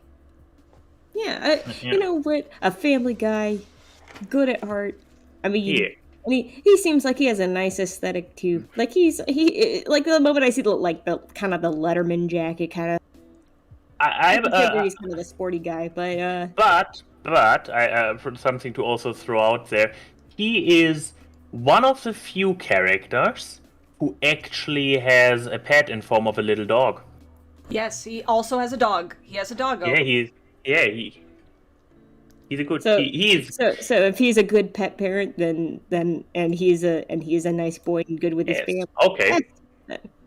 Okay, I'm not arguing against this. I probably would have put him more into A, but really trying to hide him. I see how it is. I am fine. You want to keep you want to keep the big confrontation for later. We can do that. We're keeping it on for the later. last thing. Yeah, the big battle. Okay, let's go with trash. Okay. Sean. So oh, wait, was it Sean? Yeah. It's Shane. Shane. Okay, Shane is a lowlife who works at the supermarket and gets drunk all the time and is an asshole. But then you find out his big revelation at the end is that he has a soft spot for chickens. But if he's majority an asshole, I don't know. It's about the layers. So, I mean, how many of those layers are bad? No, he is like the down on his luck guy who has given up, and he hits a low point when you find him near a cliff, completely drunk garbage. Oh my god! But then he gets his shit together because he's living with his aunt, and then how is the relationship? I believe it's his aunt, but then what about this girl? Is this his sister? I think it's his little sister. His little sister, but yeah, he's basically a father figure to his little sister, and the thought of her is how he gets his shit together. He sobers up. He goes into his true. He finally commits to his true passion of breeding chickens to the point that he then suddenly is able to create blue chicken. Like he's that good with the chicken. I mean, he's definitely not in the upper half, but he has some. Because there are characters that are even Wait, blander, what did so you that's do, why I Odie? want to give him. What did I Odie want do? to give. Odie said he made the list. No, he made the Chrissy list. Yeah. We're gonna click on that after Stardew, buddy. I'm not going off kilter here, Yeah. but But yeah, here my point is being lagged. Yes, he's not one of the greatest. I would, but I would put him maybe into C level because there is at least something going on with his character. He's interesting. He has some development if you stick around long enough. I don't know some of these characters on this list, dude. Me neither. We will probably need a tier which is Oh like no! just I'm talking three about question marks. I'm talking about the list that Odie sent. Oh, the Odie Like, list. Ah. Yeah, I think he just picked characters that people put in the simplest thing on my tweet, but like, yeah, some of these I don't know who they are. Anyways. Yeah. So, other people could make their own Chrissy simplest if they want. You know what? Why not bully me? It's my brand, apparently. But yeah, I'm going to say, fine, for the character development... I was gonna say it C goes tier. to I'm like C. for the sheer point of if he's allowed to grow and he does have, then yes. But if it's like something where you really do have to see it through to the end, and it's like, okay, well, if it takes a while to get to that point, I feel like, yeah, if there's a lot you have to sit through, then I would probably say C tier. Yeah, that sounds solid to me. Okay, yeah, I guess the next one is a Whomst. I don't Okay, know who you are. problem I mean, solved. you look like a blues brother. But like... Yeah. Which I was gonna makes him say, oh no, automatic he's the guy you see signs for. But this makes him automatic S tier, doesn't he? If he's a blues brother.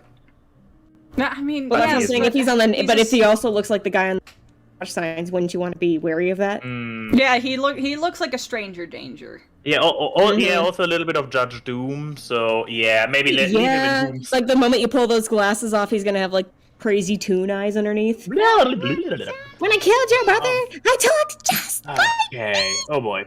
So, okay, now, the green-haired one is Pierre's wife and the mother of Abby, isn't she? Yes, I Yeah, think so. those are, yeah, okay. These So, are the parents. yeah. Okay, yeah, so exactly, those two are the parents. So she's of, implied to be a homewrecker. Because there is lore suspicion that Abby is actually the daughter of the wizard who also has purple hair, and it would explain her magical inclinations. Mm. So she could be a cheater, but she also teaches like yoga or aerobics. So Yeah, cool, she teaches people. Yeah, but she is given that you have characters who, while not being dateable, still have some kind of story or depth or whatnot. She is so bland. Except for this speculative backstory of Abigail's parenthood. She, as a character, the mother, I have barely anything I remember about her, so I'm not sure if this makes her D for being bland. I would say if there's not enough of her and she's not as developed, I would say put her at D, because especially when that's only, as based off of what I'm hearing, is that's only speculation and theories. And I dare to say the design is also not very intriguing. She's just, Yeah. I mean, Or besides what does- green, her hair is made of leaves. I mean, like, the green does not work as well as the purple up here with her daughter. And now we have Piers. He's the store owner. He owns the general store. You sell stuff to him, and he's generally a kind-hearted fellow. Yeah, He's a kind of the- general store owner who is generally nice. Yeah, Yes. and he's also the true underdog of the Stardew Valley verse, where he tries to keep his local mom and pop shop going in the face of the evil. What's the corporation's name again? Like Megacorp or something. Yeah, the Megacorp opening their convenience store in the valley and kind of trying There's a whole to choose squeeze your them own out of adventure business. where you either help the mom and pop general public, or you just become a shill for the corporate Megacorp thing. Well, I say support your small local businesses in the face of everything. I would say put him A tier at the very least. Or I mean, due to Is the there fact that something he's I'm missing? No. I'm just saying because he's an NPC. Okay, not an NPC, but a background NPC. He has a little bit. Does he have You can't A-level fuck qualities? No, I mean this should not be a criteria. I feel more with. Is it B safer to put simply- it in B? Yeah, he I is think just not a it's- character where you're like, yay, or Keyframe, please, if you have different, then yeah.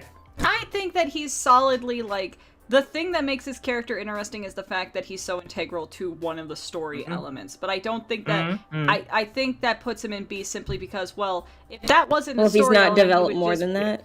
Yeah. Exactly. B, That's I would fair. say. Again, I'm going off of what you guys Yeah. are feeding me pretty Oh, much, absolutely. and I'm judging based And- off that. But Well, and you can throw in your design critique. yeah, I But- like his I like Yeah. his design. It's a He's got a warm dad palette. design. Yeah. So Yeah. I would say B is probably our rank for solid, but not wow, without the wow factor, and he's absolutely perfectly at home there. There we go. B for perfectly Now. fine. Now we have a tricky one. This is The a tricky one. blacksmith. Yeah. Okay, he's So- kind of an ass. He's just kind of like he's kind of like your standard gruff boy. Like he is very to the point, doesn't bullshit. You can't give him gifts, which, you know, who doesn't you like a can. good present? No, you Oh. can give him gifts. Isn't he just like really particular about him or something? It's been a while since I gave the blacksmith. a he is gift. a little bit particular, and he especially likes geodes and stuff, but which other people hate. But no, you can give him gifts, and to you, he's So are you friendly telling me enough. you telling me he's the one kid that if he got coal for Christmas, he'd be happy about it?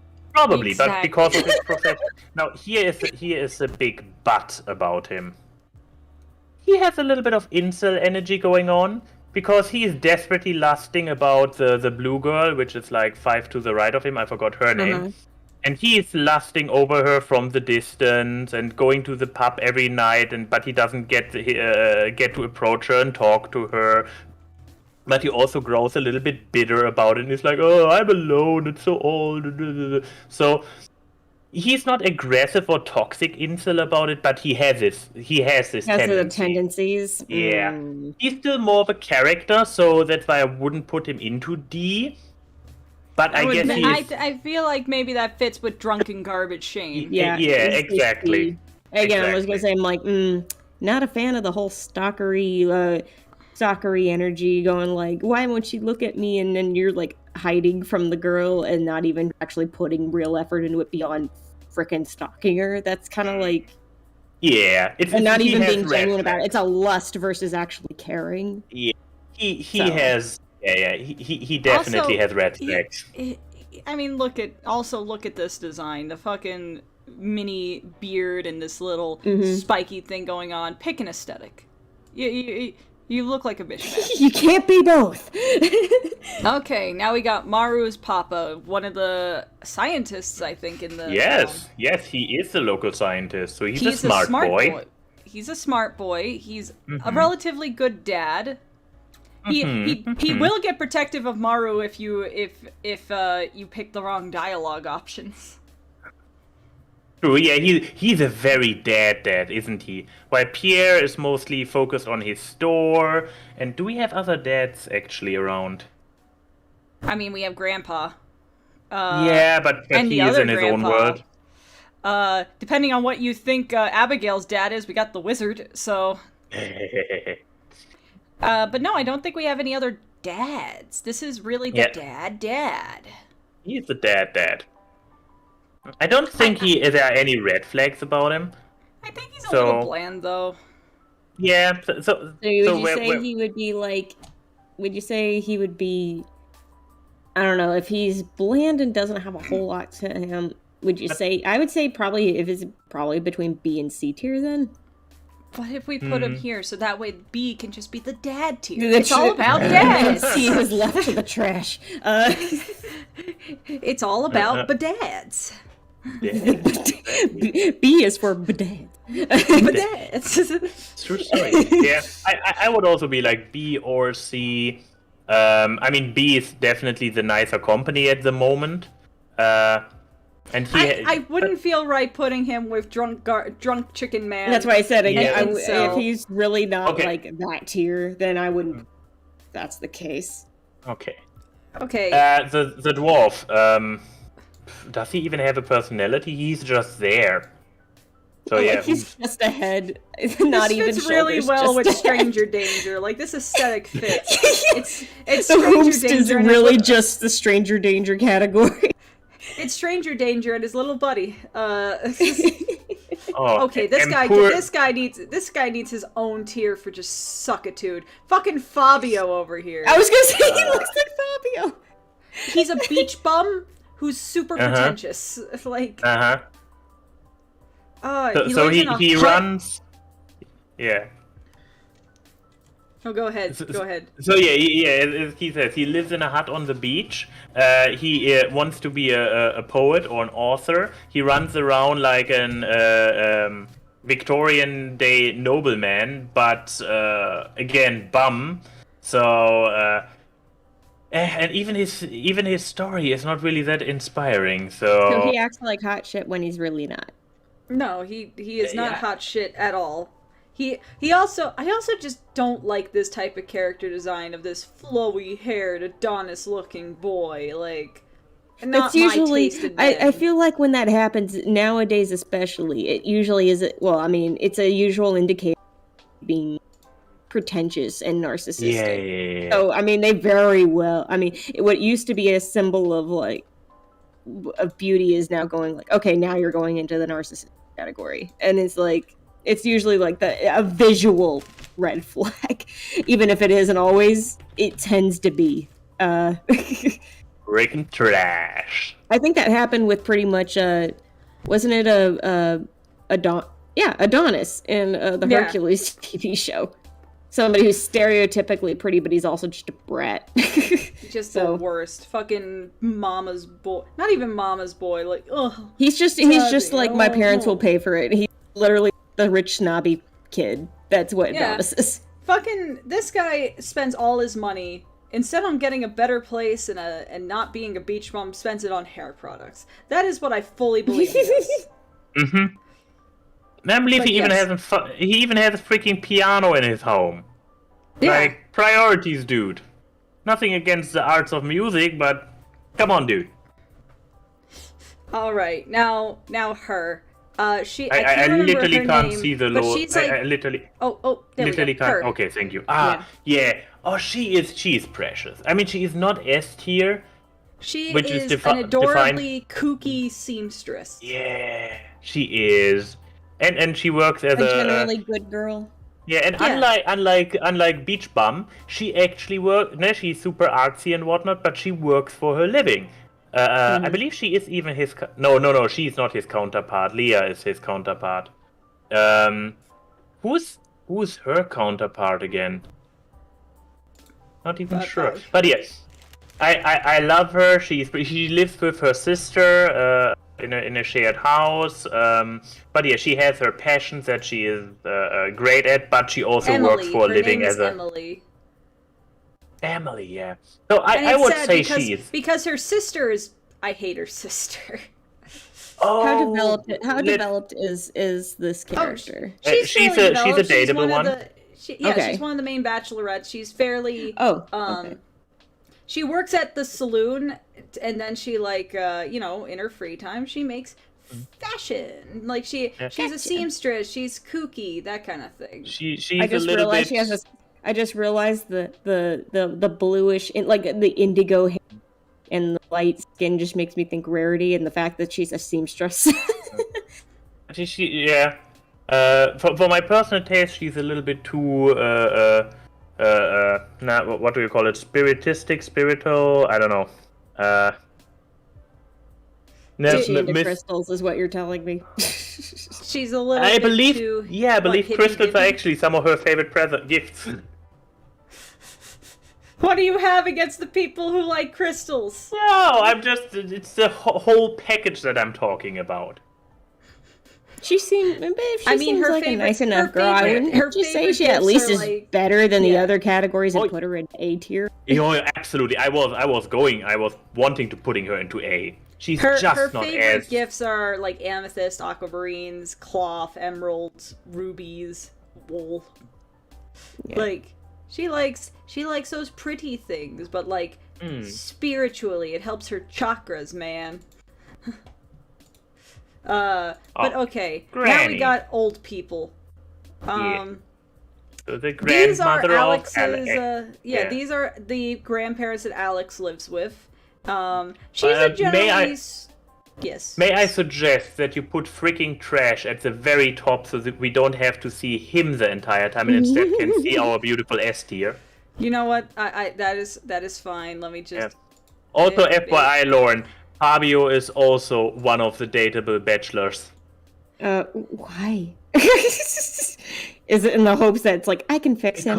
Because he is an artiste who lives for his dream in a hut on the beach, and he has long, flowing hair. If Fabio's your chosen dateable character in Stardew Valley, red flag. Red flag. But okay. But more yes, red flags than more red flags than Shane, or less. I mean, one's a red flag that you're going to be that type of I could fix you person. The Fabio is just you just have shit taste. Like, you have fantasies of sitting on a mattress that has no bed frame while he throws paint at a giant canvas. But in reality, you're the one making all the money in the house. That sounds very much about right. Yeah. But okay, sweet old grandma. She is a very typical sweet old grandma. She is basically like, she is too good for the man she's with level of sweet old grandma. Yeah. If the one she's married to is the man right next to her, then exactly. Yeah. Okay. She also took in Alex after Alex's parents died, so those are the two grandparents caring for him. So I'm not sure if she has enough depth for an A, but I would totally put her into B. B. Yeah. It's for dads and the grandmas. So does that mean we put the grandpa in with like C or less? Well, I believe he is still. He's like a C because he's very. It takes a lot to get him to not be a crotchety old man, and he's also not very nice to his wife, even though his wife takes him everywhere because he's wheelchair bound. So yeah, you go into C. You go with incel and drunkie. Drunkie, incel, and crotchety. Who is this? Hoomst. He's basically the guy. I know who he is, but this doesn't really. He is the guy who sits in the adventurous guild building, and where you can get your trophies for achievements. But and you can't give him he doesn't gifts. have. Yeah, he has no personality besides being basically the person you put the. Okay, yeah. Yeah, he's okay, and then we got. I would still put him into Hoomst, but yeah. At least we could say she does something, and she's probably a homewrecker. Homewrecker is better personality than this. She is a character. He's a basically a vending machine. Okay, so Purple Hat Boy. I don't know who this is. He is the governor who comes to visit once per year for the hullabalooza on the beach, where he then tastes the pot the soup that everybody puts together. So he is a special character who appears in the context of an event. So, but he has some kind of a personality to him. So yeah, I would put him in D. He's more than a Hoomst. And isn't this Ghost Grandpa? Yeah, that is Ghost Grandpa. That is your grandfather who left you the farm. Yeah, that's the whole beginning of Stardew Valley, is that your grandpa dies and leaves you a cruddy farm, and you have to make the farm better. And his real inheritance is that he sent you to a town full of hot people that all want that you can all date. Like, but But maybe also to give a little bit like more depth to Grandpa and leaving you the farm. When he dies, he actually sends you an envelope, which is like has some kind of message attached to it, like only open when you are desperate, when you are hitting rock bottom. And then when you hit rock bottom, you open it, and then it's a letter like leave the city life behind, or maybe the message is like when city life, when you are done with city life, and then you get the message like, hey, I left you this piece of land in this beautiful valley. Come out there and live a proper life. So there is a little bit more beyond just here, have this shoddy thing. That's the only thing you get for me being dead. No. The Grandpa has actual good intentions and a good understanding of how shitty and soul crushing the corporate life live out can in be. the country. It's full of hot people. That. Yes. But then he comes after 3 years and judges you on how well you have done on your farm. Yeah. So I think See. maybe see. I mean, he also looks like Santa Claus. What is your opinion on Santa Claus? I mean, it doesn't sound very much like Santa Clausy behavior, but okay. I mean, I'm just saying because he wears pajamas because I guess he died in his sleep. I'm assuming looks like it's a very. Santa. I was gonna say it gives off a J kind of or Yeah, Ghost yeah. of Christmas present or whatever, past or present kind of like. not- He he's gives a not very jolly Christmas enough. Carol. He gives a Christmas Carol ghost vibe. Yeah. All right, so Hoomst.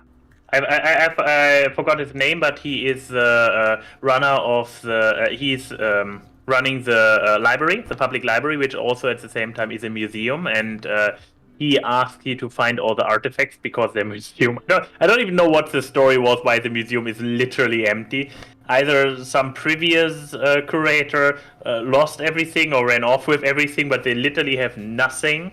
And you bring him all the geodes and fish. No, he doesn't care about fish, but all the stuff that you can put into a museum, like fossils and artifacts, and not much of a personality, but more than, for example, more than this guy. So I would even say, like, yeah, he has a bit of a story and a personality going on. He's But not he's just- still nowhere near as developed as the other characters. No, he's I don't think he's as developed as Drunky. So I think no. Yeah. He's...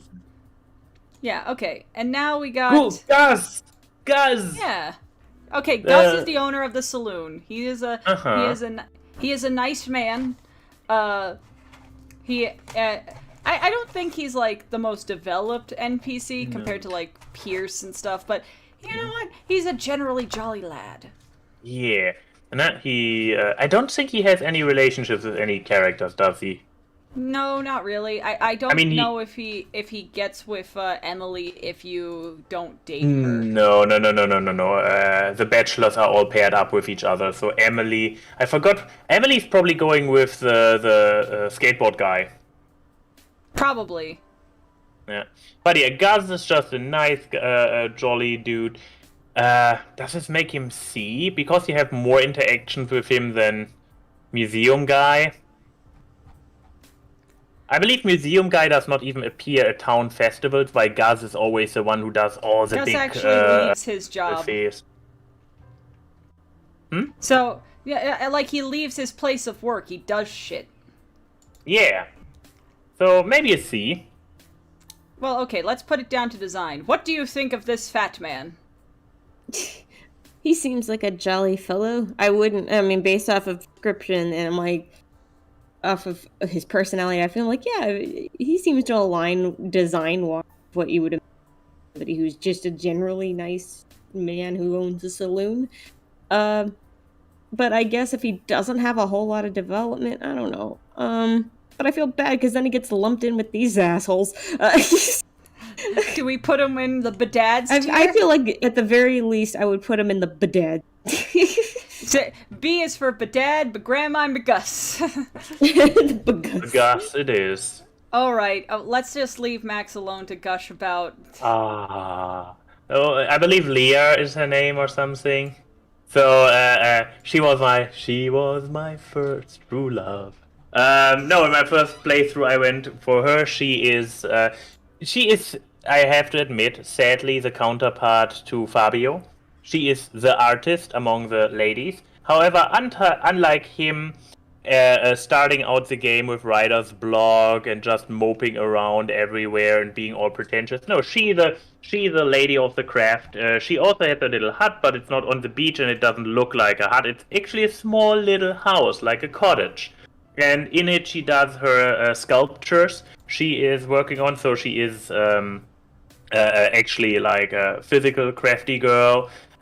She has backstory. She has her probably for artists relatable insecurities, but you can convince her to actually put a little art show together, which also gets an attention from outside the valley, and it's a complete success. And then there's a little bit of a side plot when you actually go for a dating route with her, when her unappreciated ex shows up after she has success, and she's like, dude, I'm so done with you. Just piss off. So she's A tier.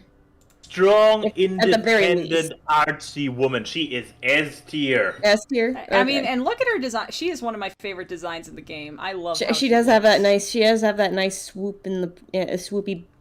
I like swoopy bangs, and then I also like just the combination of that with the braid. She seems like She has red hair. It's funny because I kept thinking, we have an S tier. She has red hair, which automatically makes her great because redheads are the best heads. Chris would be happy to hear that. And then she also got the green going on. I agree. She's S tier. She's one of my. When I play the game, she is one of my female roots. If I decide that I go for that, because I think like of the characters that I have gotten to the point of marriage in this game, it's Harvey, Leah, and Maru. I love them, and Alex. 2 boys, 2 girls, just like Noah's Ark. Okay, so, now the hard pitch. Okay, no. I'm putting Haley in trash. I hate Haley. How far have you taken Haley? I don't take her far because I don't like her. How many hearts have you given her? I think like 2 or 3. So yeah, I will completely agree. First impression of her is horrible. She's she's snobby. She is like the pretty girl who is like kind of gives you the too good for this place kind of vibes. But if you actually get to know her, she has a giant heart. She is very caring. She actually is. It's more of a facade that she puts forward with this entire mean girl attitude. So yeah, she's actually likable. She's Emily's sister with whom she lives together. Who had the parrot? Was it her or Emily? One of those two actually might have been Emily. I think Emily has the parrot.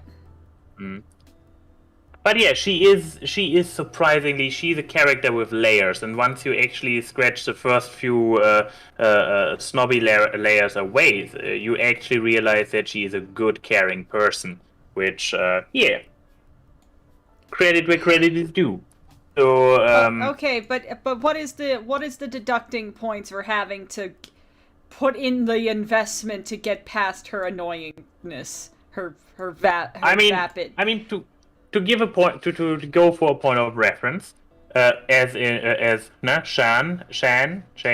who is also a character who first has a bad impression, and eventually, if you just dig long enough around, you figure out that hey, there is some goodness in there. Now, she doesn't take as long to come to her good sides, and she is not as bad at her worst as Shane is. So I would say she is definitely above Shane. So, all right. So you'd be saying B tier at the very least. For Haley. Which kind of breaks our B tier groove with having those more parental figures in there, but yeah. I mean, look, it fits. You got dads, the grandmas, Gus, and Bimbo. Oof. Look, okay. I'm not disagreeing, I'm just saying oof. I don't think she's an absolute bimbo. That would be mean. But you got to admit the design does give off bimbo energy. Yeah, absolutely. No, Lauren, you're the character designer. Look at her. Doesn't she radiate bimbo energy? Yeah, she does. Yeah, glad to have it confirmed. So there you go. You're a solid That's like B. peak. That's like stereotypical bimbo design. It's a voice that just screams, "Oh my god, venti latte." Okay, whomst is this? Whomst. Just whomst. All right. Now here's the keyframe looking one. Yeah. Wait, by the logic we established earlier, I have to go first because yes, dateable female. Dateable female. Dateable female. I forgot her name. Penny. Her name is Penny. Penny. Yes, it's Penny. She is like. Should I take back the statement of the keyframe looking one? if it sounds like you're having general disdain for this one. She is like. She is kind. On the one hand, she is taking care of the small children in the village in a kind of like teacher-esque role, but I'm not sure how high her education is because she is kind of the local white trash, living in a literal trailer with her alcoholic mother, constantly basically having to. It's a very very southern vibe that you get from it. Like I believe when you go in her and you help her with her hobby, which is doing the dishes, and you do the dishes with her together, that's one of those dating moments or those close moments you have, and the mother comes in and she's getting all like, "What? Who is this? What are you doing in here?" kind of thing, and she's all like, "Ah, no." So, But that's not her fault. Hmm? But that's not her fault. No, it's not her fault. Absolutely not. But it's like,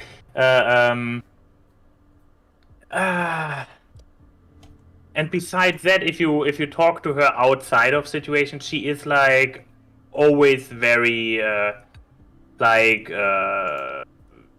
she's not a great conversationalist either. Mm. She's just kind of like the housewife in the making kind of thing. That's the vibe I get off of her. I don't date her because she looks too much like my OC, and that feels like narcissism. And I don't and then when I found out that she lives with an alcoholic mother, I'm just like, oh, I'm staying away from you. Yeah, so... Yeah. I think she's sweet, but it's kind of like, what else do you got going for you kind of thing. So the horrific company aside we would put her with, I feel like she is C-tier material. You know what? Let's put her next to Grandpa so she doesn't need to be near them. It's okay, Penny. It's not your fault, but you know. The grandpa's the buffer. Yeah, the two grandpas protect her from. You have good grandpa and bad grandpa, no? Like good cop, bad cop, and they keep the incel and the trash person in check. Yeah. Okay. So now we got children. The children don't really have a personality. I don't have anything to say about them. They are there. That one can go next to Shane because I think that one is the little sister. That is, she is. And just to include, here's the other child. Next to the teacher. Okay. Okay. This one I think is Maru's mom, so it's dad number 2's. No. Oh, this is not Robin. This is I believe the mother of Skater Boy, with the character next to her is actually her war veteran husband, who comes back halfway through the story. She is the mother of, I believe, the small boy, and Skater Boy. She is a skater boy. But okay, so is there not much character besides the fact that she's I mean, she actually has a bit more story going on with the husband, and being like when he comes back and he actually suffers from PTSD. She has a little bit of a hard time, but you can come in and help them communicate, and so there's a little bit going on, but not too much. Jody, her name is Jody. Yeah, but yeah. So somewhere C2D. Lauren, what does the designer say? She's kind of similar in design. Is she cute enough to save? What's her name in S tier? Leia? Yeah. It is It's very. that whole I'm not braid putting to I'm one not side, put- swoopy bang. It is very hard to believe they are not related, but maybe Yeah. maybe sometime in the past, maybe I'd say like maybe C tier, because if there's... To her boy. Nah, there we go. Nah, mother and son together in C. I think it's kind of like the same thing with Penny, like the principle with Penny of like, given a bad hand, I but just she's realized nice. that the son and the mother are palette swapped in their hair and clothes. Oh my god! That's 'Cause I was gonna amazing! He seems like he would be her kid, and then you said, "Oh, put it next to." Oh, yeah. See, I was right. Wow. Okay, this and is why we guess have where the little designer boy? here. Yeah, and guess where the little boy has his spiky hair from? His Papa. dad. Yeah, I mean, I already mentioned Woogie, woogie.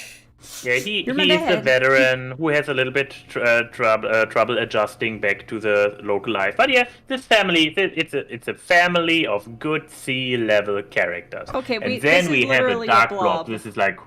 I was like, I wait, can't even no. see that one. Oh, now that I can see him, it's a guy who is living in the sewers.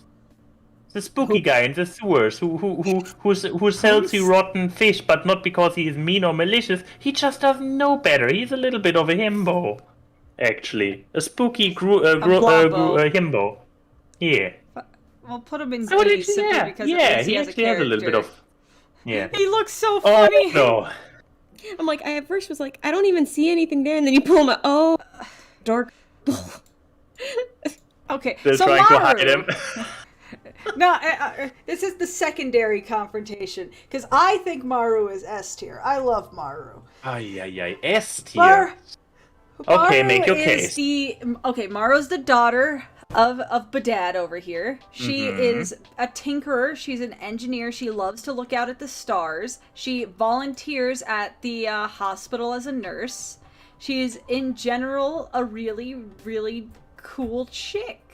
I mean, she's constantly wearing overalls, and she's just tinkering, man. And like, I think she's neat. Also, look, she's got little glasses. I gotta make a better argument, because I know this sounds very I'm like, superficial. sounds like a lot of surface level stuff, but okay. Okay. Give me a minute to collect my thoughts. I did not. She. Okay, so while you give Well, your okay, thoughts, how about Max? You All right, fine. give your counter argument, and then we'll hear Chrissy's full argument after that. Yeah, she is a little bit of due to the fact that she's a little bit more the reserved character, which once again not generally judging people who are more introverted, but it makes her as a character less appealing.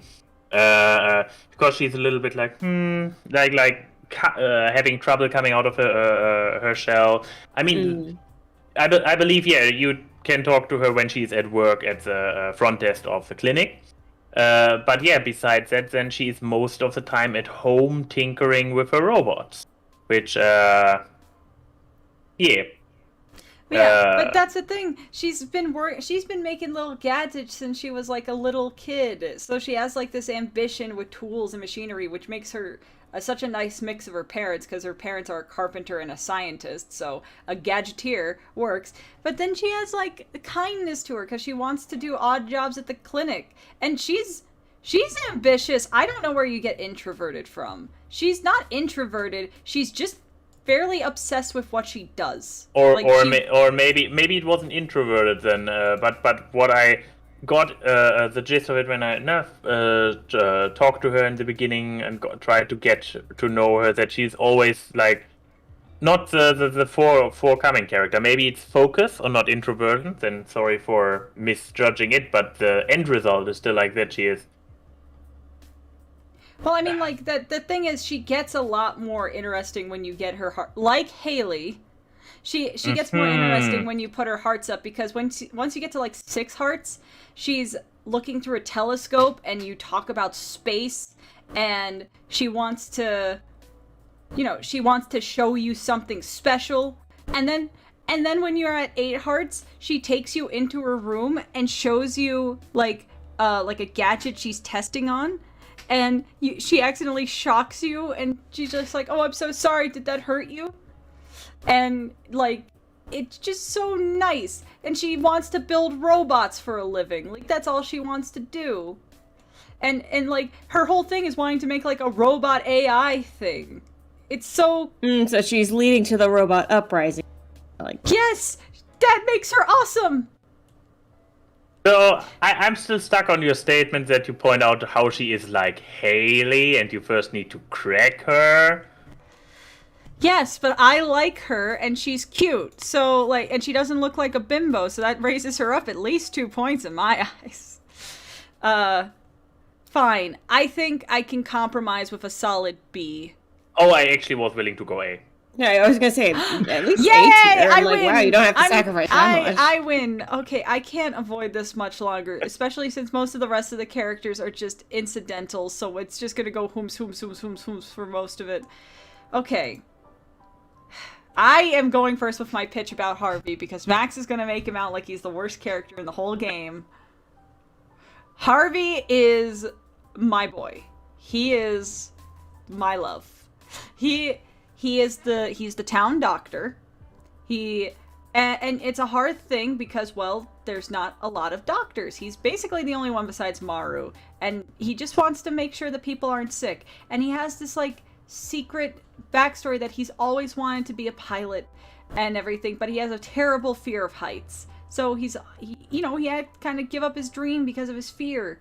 But because he likes you so much, once you start dating him more and more, he takes you on a hot air balloon ride, conquering his fear for you. And he's just a general, like, cute, nerdy boy. His favorite gift is, like, coffee. Lauren, coffee. And... Hey, stop here trying to influence the neutral party with mentionings of coffee. But he's just in general, like, he cares. Some of his main dialogue stuff is to just be like making sure that you keep up on your health. He's a little bit of a sad boy because, he wants to really be in like the pilot thing because he has like a bunch of plane models. He's a fan of jazz music. There's a lot of little things about him that put together just makes a nice, well-rounded, kind boy. Also, look at him. He's got glasses and little swoopy hair. Yeah, and of course he has mustache. glasses. Okay, I don't need your sass right now, Lauren. I'm trying to explain my case. Yeah. Tell us more about why you like Egan. Okay. First of all, Egon likes sweets too much to be Harvey. Harvey would probably say that's not good for you. But I think like he's just really, of the characters, I think he has more facets to him than the other dateable boys. So before we now put him in a rank, I want to give my counter argument, and then we let Lauren give the first dropping of a rank. Okay, fine. Okay, but yeah, are you done with your positive pitch? I am done with my positive pitch. Go ahead. Okay, so. He, first of all, he is a wet blanket of a personality, like, kind of going down, you come to him to talk to him, and he's like, are you taking care of your health? Like, he is like, a bit all over the place. You sometimes find him just standing there in a field, being like, yeah, I'm drinking my coffee, like, oh, sometimes nice outside. But nothing...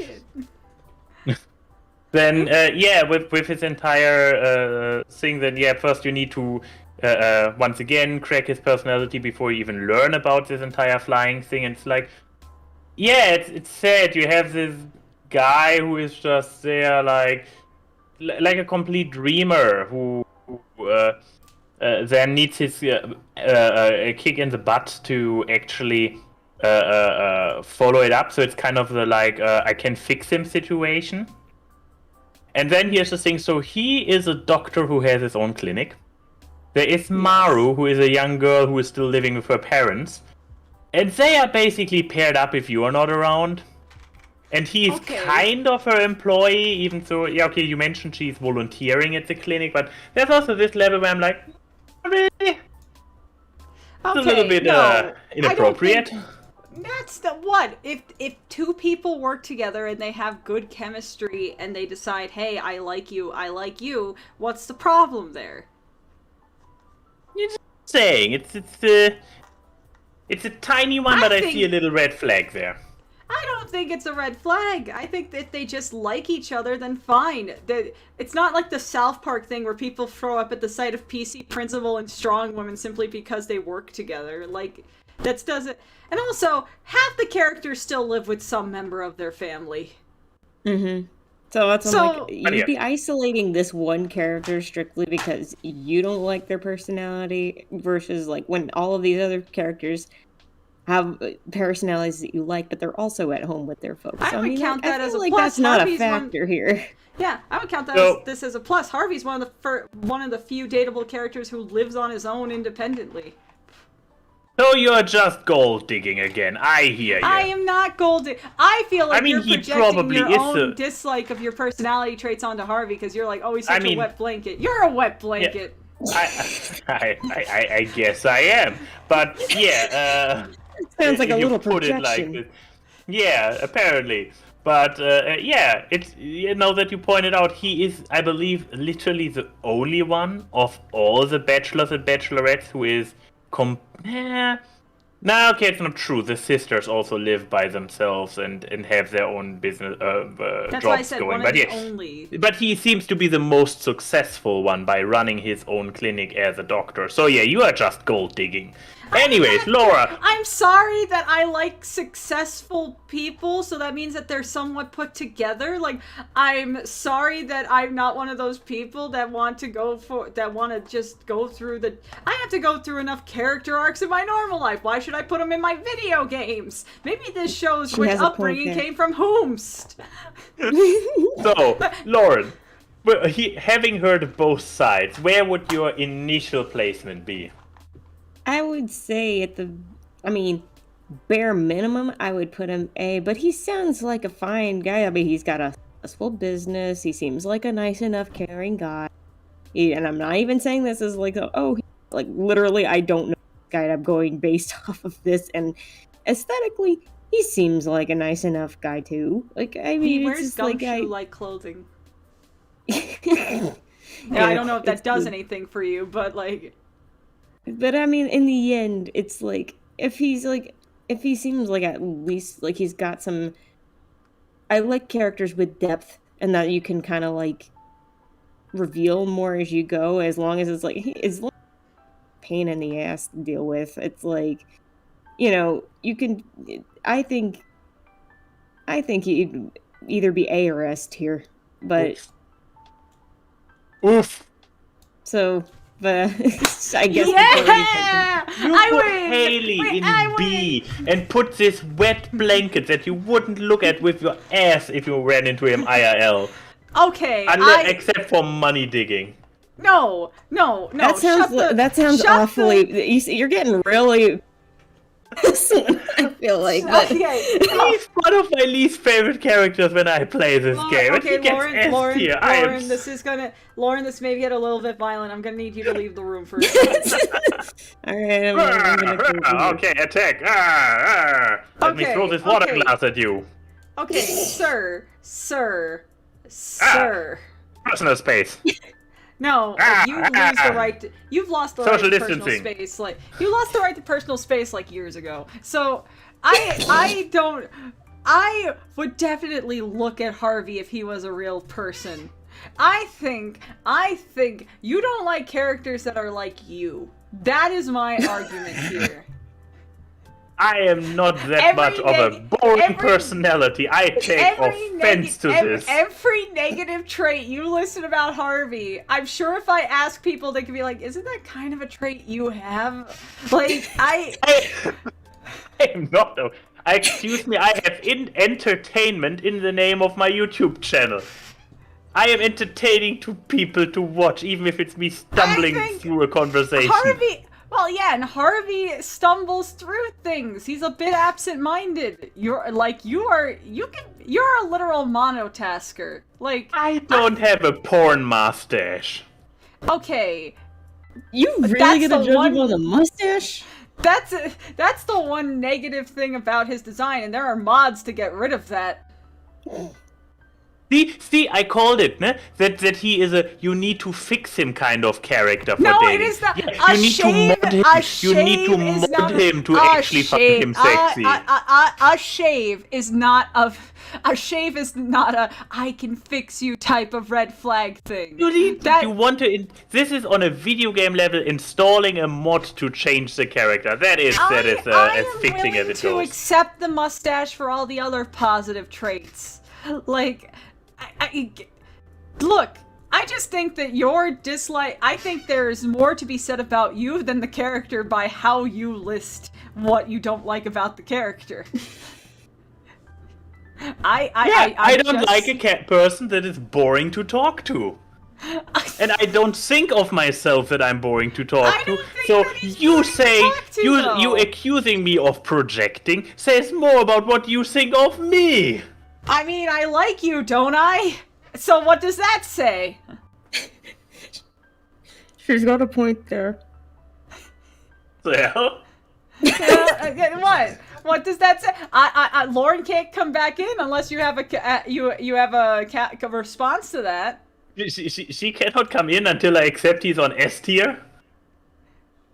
Yes. Well, bye, Lauren.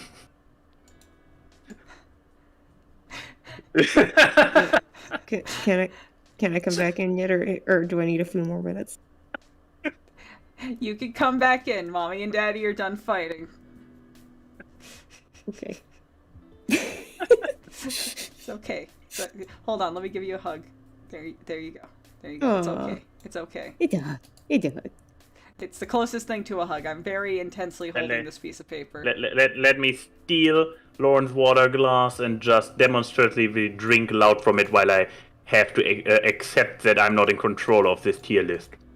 You had a lot of control over everything else. Here, have some water.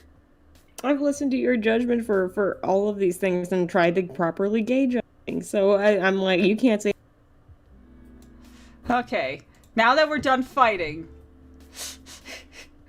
we got I think this is like the mayor of the town, or at least the one. Still just a bee. Anyways, yeah, that's the mayor. Actually, the first character you meet in the game. He's a nice, supportive guy. Oh, what? Wait, what? What's going there? Oh no, what is she doing?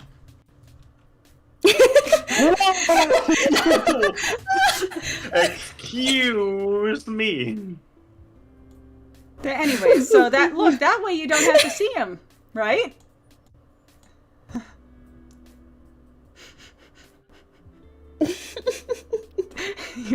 The fact your icon is looking Deafening at silence. me works so well. Max. So yeah, Mayor, great character, B. Are you mad at has me? How dare you? I am scandalized. Oh, come on. Dude, come on. It's okay. It's a compliment. If I'm the one running the tier list. Come on, it's okay. Yeah, social distancing. Yeah, come Yeah. on. Yeah. You know you like it. Yeah. He likes it, folks. He likes it. He just won't say so because he's a tsundere. Alright, but okay. And then we got Trash Man. He's the guy who lives outside of town. Yeah. So he's basically just a guy who wants to live off nature and outside of the system. So he's basically back to the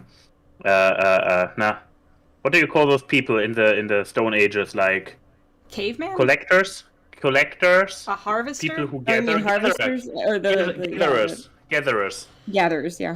Yeah, planters and so gatherers. he's by intention living as a gatherer, just off the land, and Hunters and gatherers. I'm sorry. yeah, he has a sweet thing to it, but yeah. So I guess he is definitely more going than a D. There we go. Yeah, might be a solid C. He looks like a very fat Aquaman with how his shirt looks. I know they're leaves, but Yeah. okay. Whomst? This is another Adventurer Guild guy, right? Yeah, he's also from the Adventurer Guild, but he actually talks to you. So I would make him a little bit exactly like those characters who at least leave an impression and are a character, if a very this is the very one flat that one. Drunky lives with, right? Who is that? Isn't this the one that Drunky lives with? Yes, Shane? yes, that's his aunt. She is running the local animal farm. She is actually introducing you to animals and giving you your first animals, even the dog or cat. Was it Robin who gives you the pet, your own pet? But yeah, she's your source for farm animals and all the products surrounding them. She has a secret affair with the mayor that you can stumble into. The juicy stuff, I tell you. So, wow.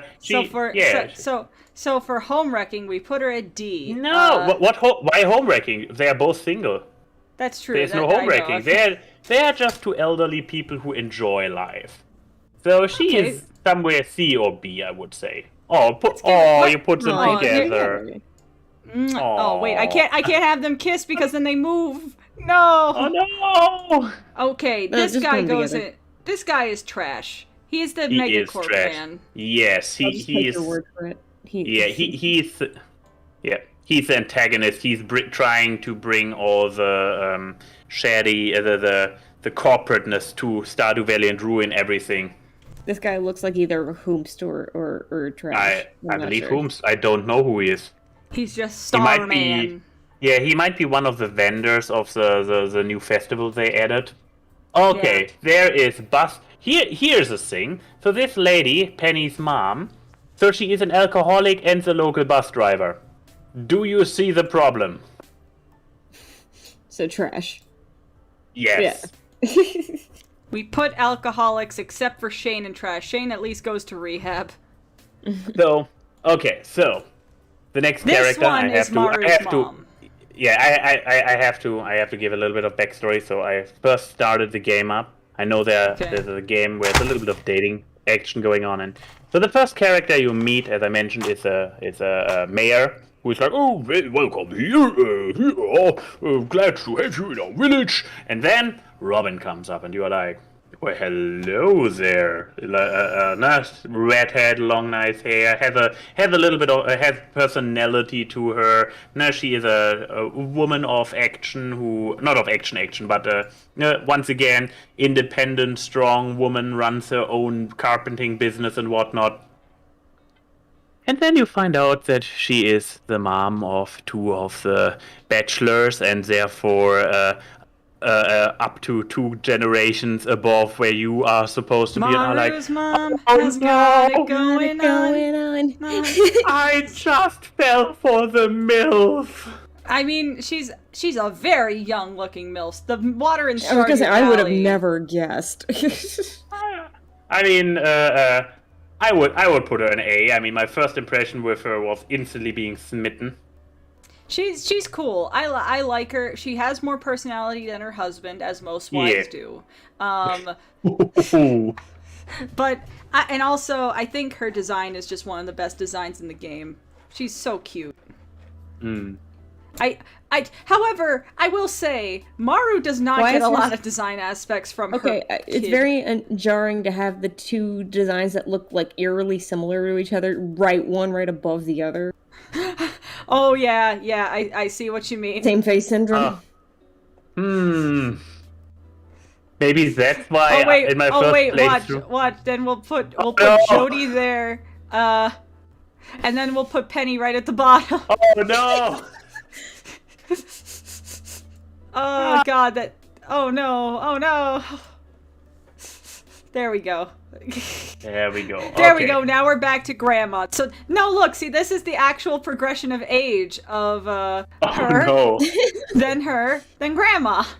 Oh, and then you turn into a male incel Swift. No, then you turn into Ghost Grandpa. Then you turn into Blob, and then you turn into Whomst.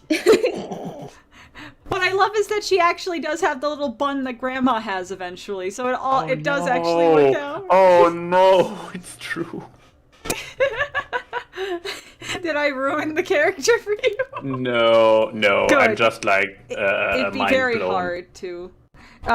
Okay, so now we have Sam. Sam is a good boy. He is not a one good of my boy. favorites, but he's the local skater dude, as I think you can obviously tell. So this is Yeah. the skater boy. Me hoy, He's me a hoy. skater Yeah. boy. But like, and he says "see you later, boy." But he's Jody's kid, and he has a disregard for authority, which because he doesn't As understand a skater why he boy should would. because he doesn't get why he should respect someone he doesn't know, and he's not afraid to break the rules. So he does community service a lot. Yeah. And he's Yeah, he strikes me a little bit of being stuck in his teens, like mentally. yeah, He, and he has worries this about very it, but he has teenager a- rebel attitude. He has a soft side because he worries about his dad, because when his dad is out to war, he's just like, I want him to return in one piece and everything. He has a talent for songwriting. He also just likes the outdoors. He's just a generally good boy. He wants to start a band with Goth Boy over here. But they're like, I don't know what music to... Sebastian's also a good boy. Sebastian may be my Yeah. other S tier character. But, yeah, I think Sam is a solid, like Haley level B. I think he's just I think he's good. Not amazing, but good. I mean, he also has Goku hair. So, I can roll with that.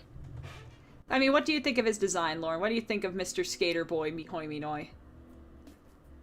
He seems cool. Like he, Try to figure out who is his family just by looks.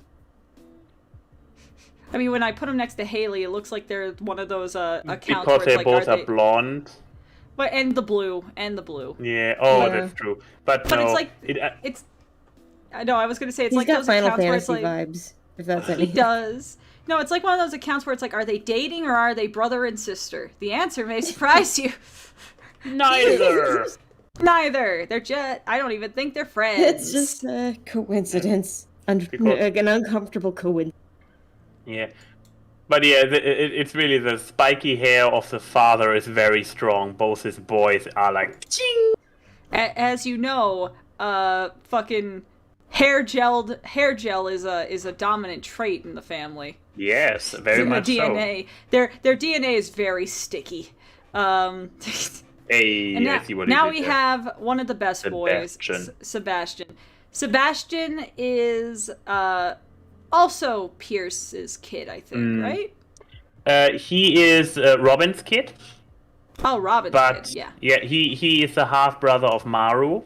Maru obviously is a cafe latte with scientist dad, while Sebastian is such a white boy that he is from Robin's first relationship. I'm not sure how deep his Robin's first relationship was, but deep enough for a child. So he's Maru's older brother. Yeah, and he's in general just like, he's the quiet kid. He likes Abigail, but he's just like... His taste speaks for himself. Exactly. But he's just, he lives in the basement of the shop and likes to isolate himself. But He's an emo.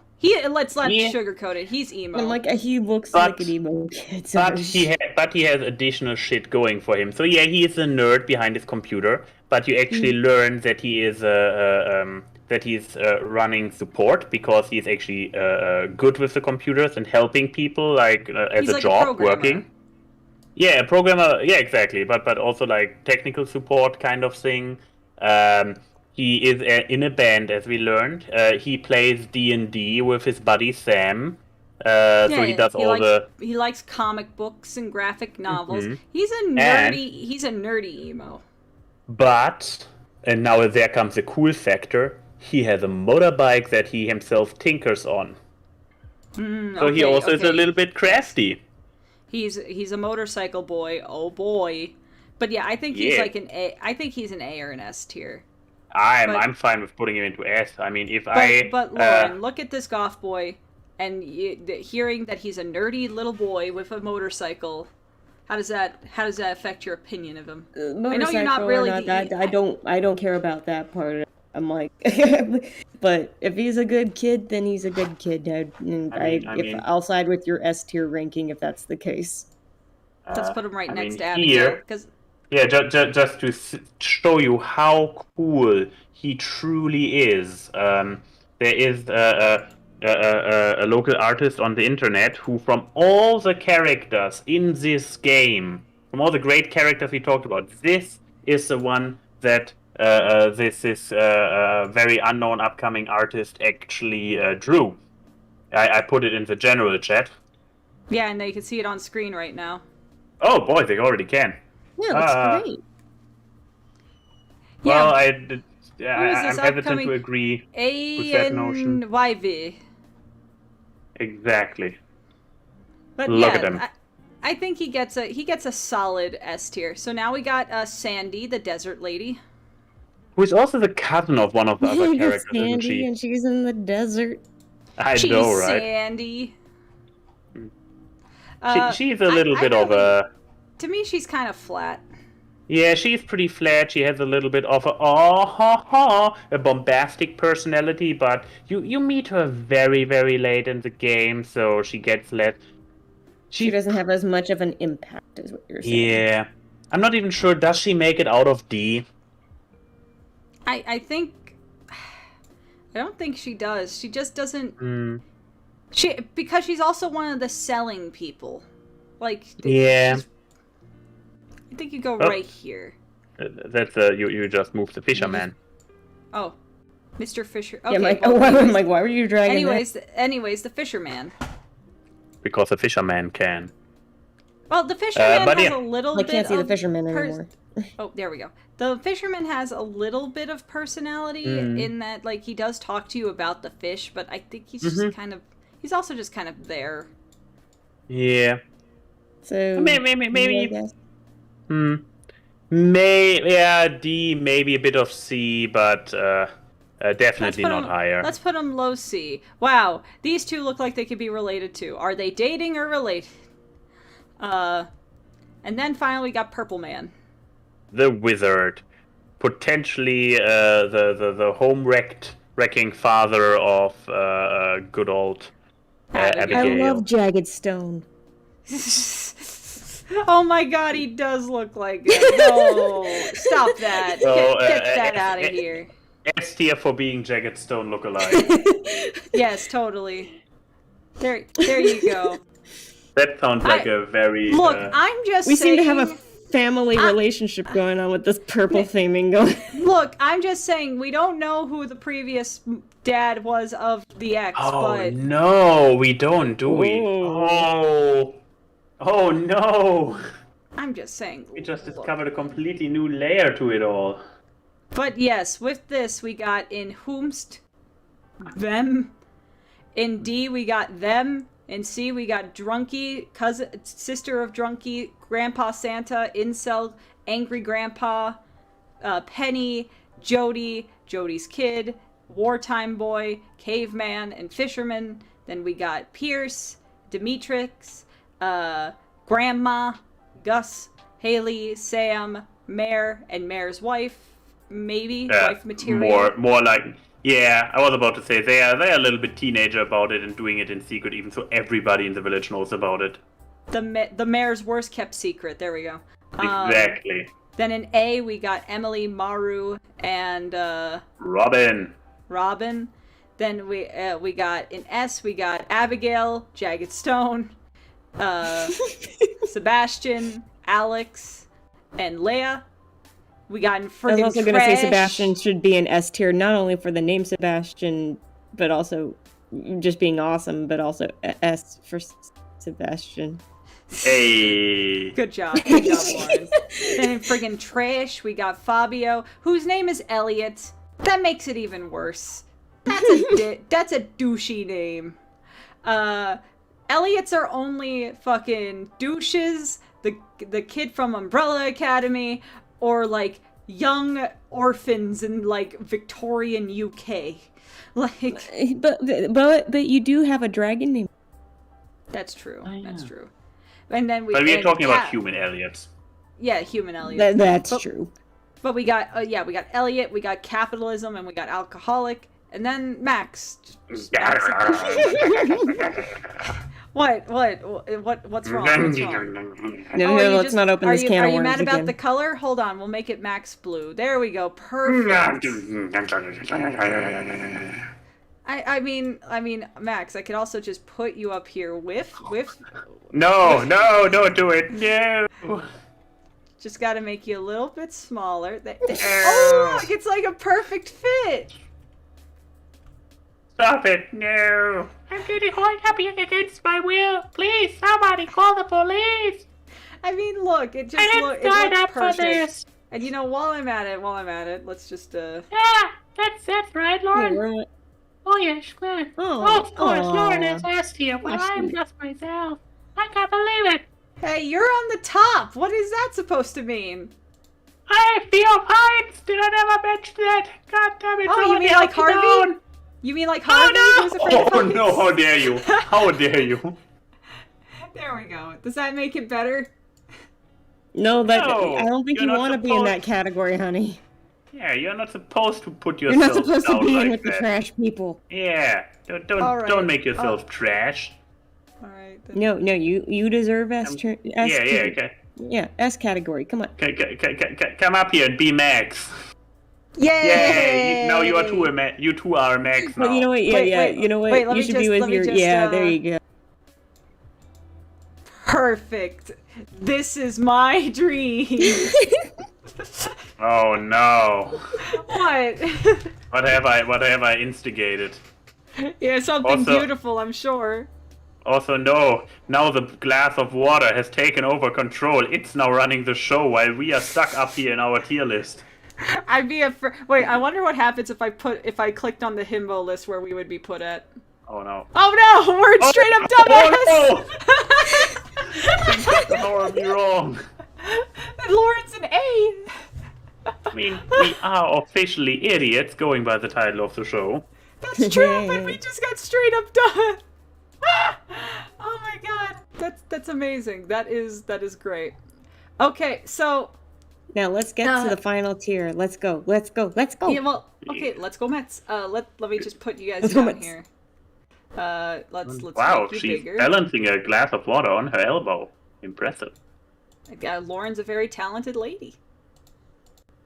Oh, shoot. Let me just where is the glass of water? There we go. We'll just put it over here. And then I gotta get bigger. Whoop! Oh god, too big! Still too big. So, okay. There we go. Perfect. So, I guess social distancing is officially over. Yeah, let me. He's There we go. scooching. Yeah, look, everyone's got a scooch. It's like getting on a theme park ride. So there you go. You got space for your elbows, and then I'll just go right over here. Perfect. Well, if you excuse me, I have to leave the room for a moment, for a 5-minute potty break.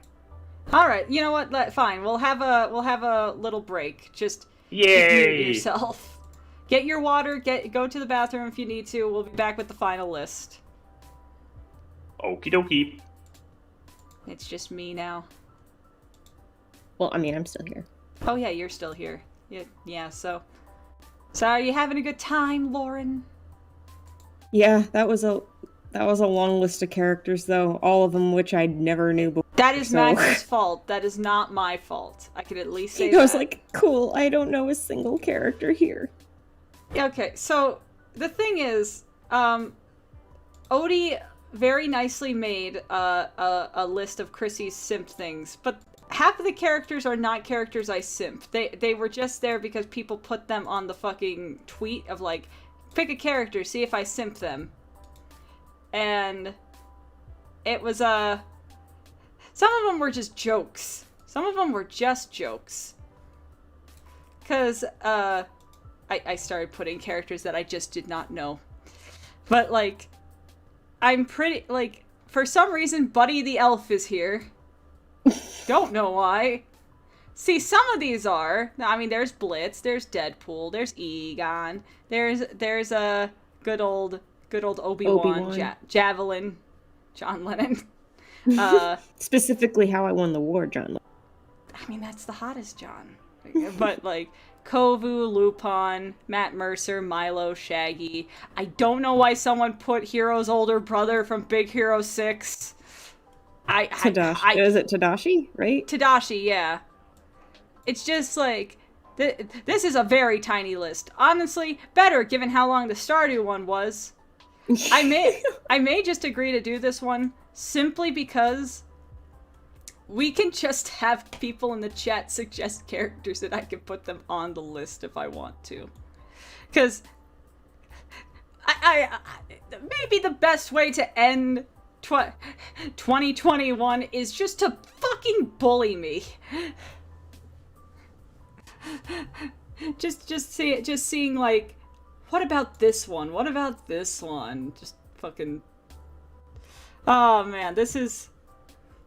Even with the few characters that are on here, there's more than enough material for you and Max to just bully me. Just outright bully me. How dare. It's about quality, not quantity. That is true. It's not about how big you are, it's the motion of the ocean. Damn it, I scrolled up in our DMs and I found the picture you drew for me last night. I will have you know, fucking the Chris's Discord call would not let it go. They saw the picture, and for like an hour it was nothing but bullying me. Why? Well, unfortunately, I fell asleep after. I know you fell asleep, but the play-by-play is that they were just all having a great time making fun of me. Look, if I had the time, I would have asked Max, Chris, and Sean about characters to bully you with. You should just ask Lauren. Lauren knows what I like. Oh, God. If you had them list characters I like, I would just slowly sink into my chair into the abyss. 'Cause my taste is garbage. It's consistent garbage. That's the worst kind of garbage.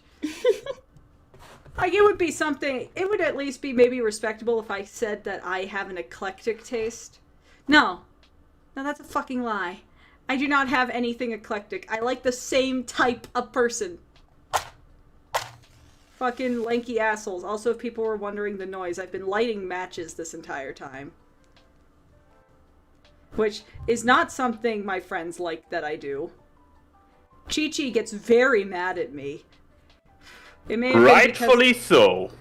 Well, okay, look, you light 8 matches at once, at one time, and they wouldn't go out, and suddenly you are the concerning person? Like... But, welcome back. How was your break?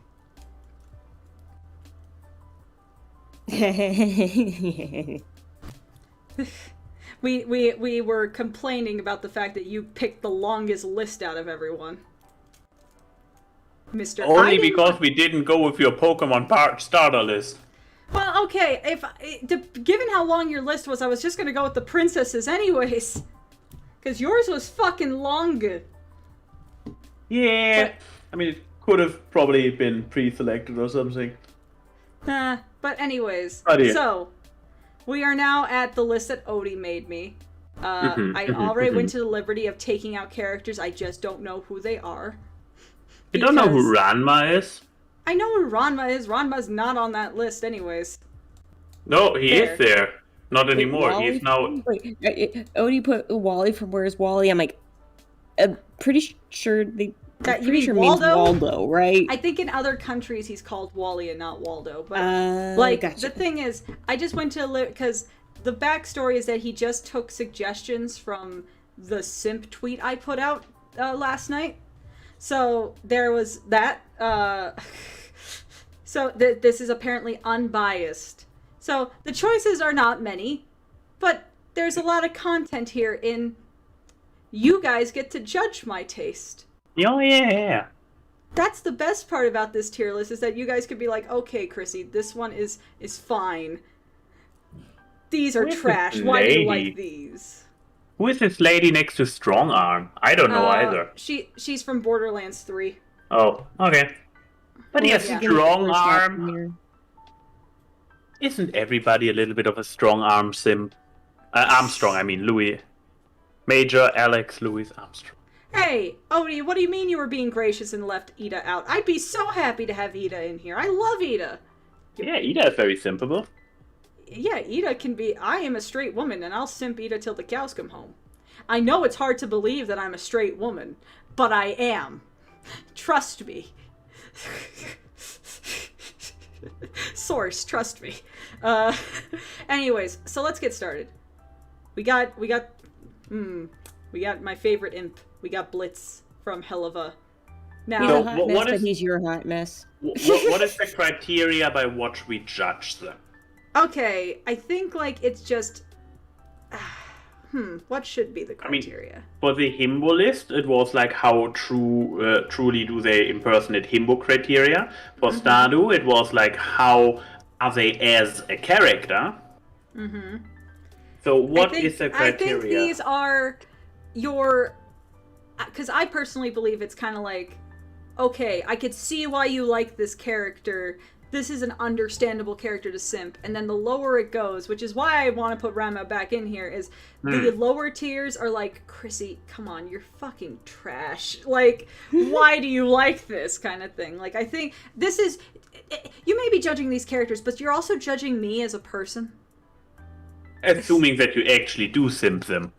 The ones that I took and out in the why is this character here, I took out. The rest of them, okay, you simp. Could also go in here. These are all characters I do actually simp. Well, okay, Kermit does not count. I don't simp the dog. I pity it.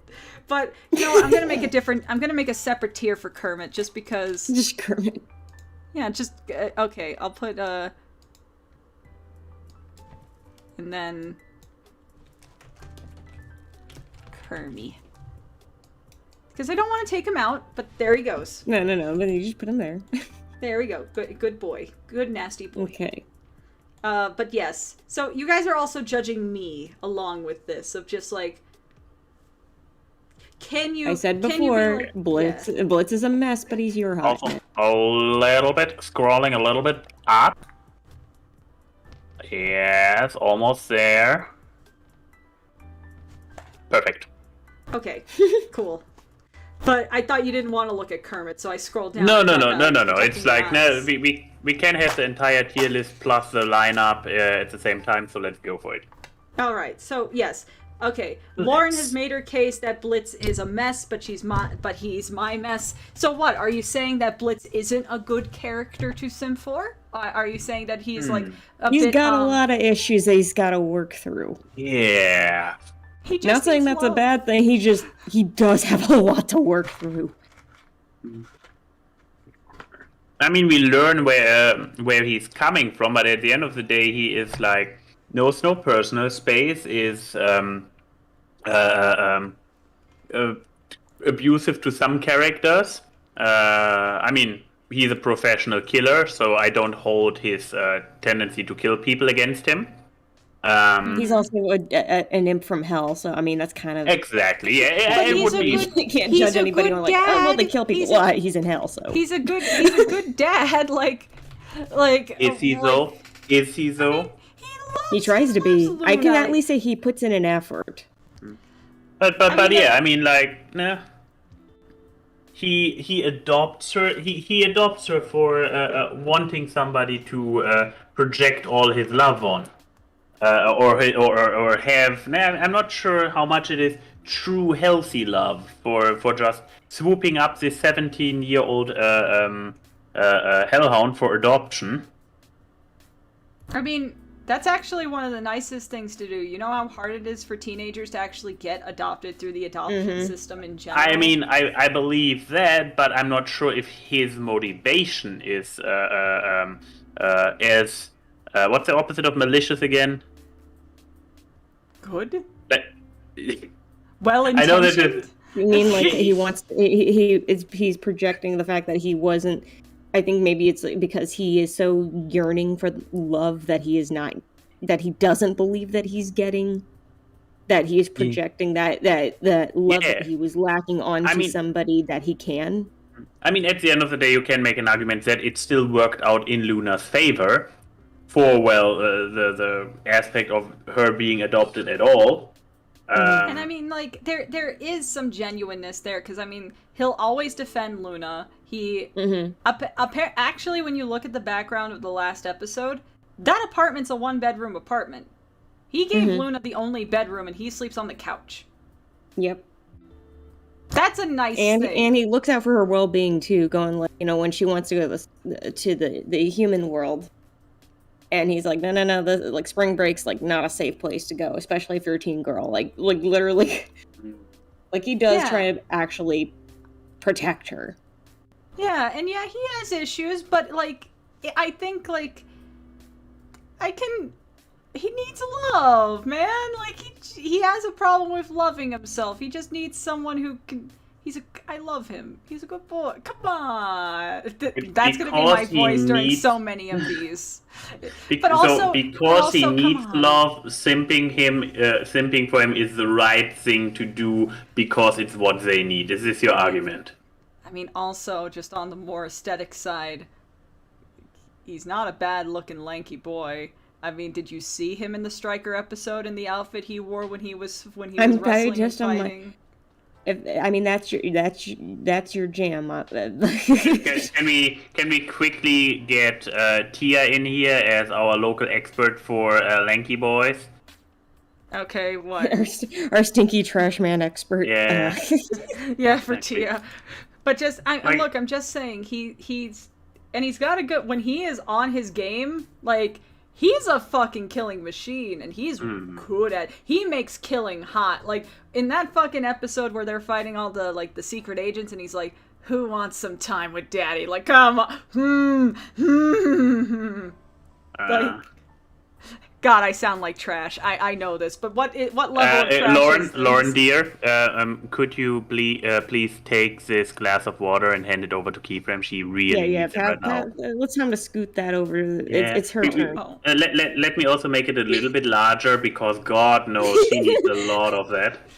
Okay, yeah, there we go. Okay, I feel insulted right now. But okay, what ranking would you give Blitz? He has his issues, but who doesn't? But I should say also, I mean, he's at least puts in an effort to try and be good where it counts. But at the same time, he still has a lot to work through. So at the very least, at the very minimum, I would put B. Okay, what about you? Otherwise, he kind of borders between A and B. Again, it's because he's got his issues, and the last thing is his drama. Because the next thing you know, he's going to make it sound like you're part of the issue if he doesn't go and freaking resolve his own stuff. So... Okay. Yeah. So yeah, my leaning. So we are what we are looking for is simpability, right? Yeah. So, and I like Blitz as a character. He has grown on me. But as a simpability, I believe he has too much baggage and toxic tendencies. So I would say also, more B than A. Because until he gets into a healthy debate, I would say, I'm glad that it's not. I'm glad that it's not in the Chrissy Y category. It's because he does have certain redemptive qualities. But the fact is he is far from like the ideal finish line. So he's still got a ways to go. But he has promise. B for Blitzo. There we go. Thank you, Charlie. There we go. Works. All right, Deadpool. I think. Look, I don't think anyone, especially Ryan Reynolds, Deadpool. Come on, that's the kind of chaos you like. Yeah, he's got to be in because of the ego. So that's the S tier. I think this is honestly like one of the most like vanilla of my simpable ones, simply given my taste. I feel like this one's actually one of the more like normal ones. But he is S tier to me. He anyway. is S tier. Is he? Okay. Is he? About you? I mean, I personally feel Ryan Reynolds' Deadpool is very simpable for myself as well. So I'm not on direct disagreement. Is he S tier simp level? I mean, he's a smartass, so I mean... Yeah. But is he the Egon standard? That's the question. Yeah. But the thing is, you start saying Egon standard, only Egon can fit into that standard. Look, I didn't wonder make if the there might list. be a design. You're setting all the other design characters there. up for failure that way. I didn't make the list. I didn't make the list, buddy. Like, okay. There. See? There you go. Now I have to scroll down. Now Kermit has to go away because of all Well, that.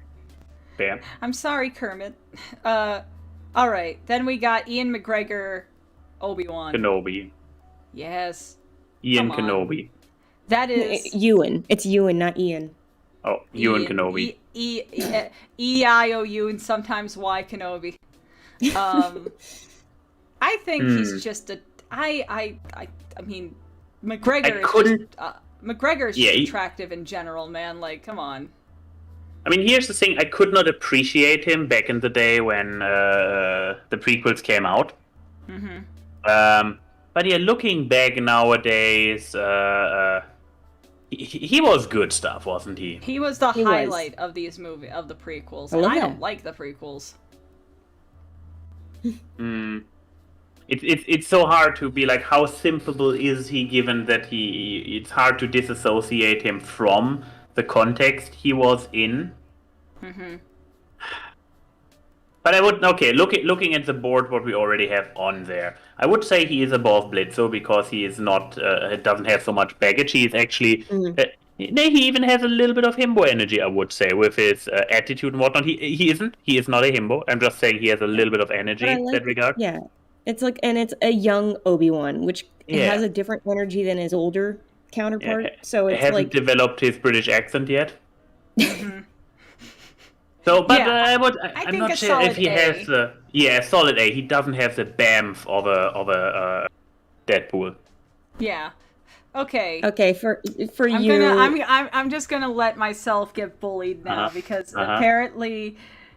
This is one of the few where people are just like, "Oh my god, you piece of garbage." See why? But it's justifiable in knowing you. He'd have to be S tier, at least for your category. But are we here again? The question: what are we ranking? Are we ranking general simpability and then calling out that Chrissy is trash for doing the simping? Or are we going like... Thing. Chrissy Y is just like, God, you're trash. Why is this the character you like? Exactly. But it's Flula. Is that really anything questionable? I mean, but some people say yes. I still have to argue. Some people are wrong. Javelin is just in this movie for 5 minutes. He's not in there for 5 minutes. He's in there for like 10. Is he so, or did you just watch this entire part in slow-mo to enjoy it more? Excuse me. No, I did not. But he saves the day. His javelin literally saves the day. He's an important character. It could have been a billiard curve. I mean, okay, So he is in this movie for 5 to 10 minutes, depending on who you ask. The only thing he has apparently going for him is having an accent, which I personally feeling like being reduced to just your accent is very offensive to me. Okay, it's not just his accent. He also liked Harley, and Harley liked him. If he was actually in the movie longer, they probably would have been love interests. And like, you can give the respect up for the actor that all those muscles, they be real. That's not padding. Mm-hmm. Come on. There's a photo shoot to prove it. Yeah, we respect people who go out and get that bread, you know? Like, but okay. I guess you have to increase your glass of water. But yeah, Lauren, where do you want to, what you already said, like S or...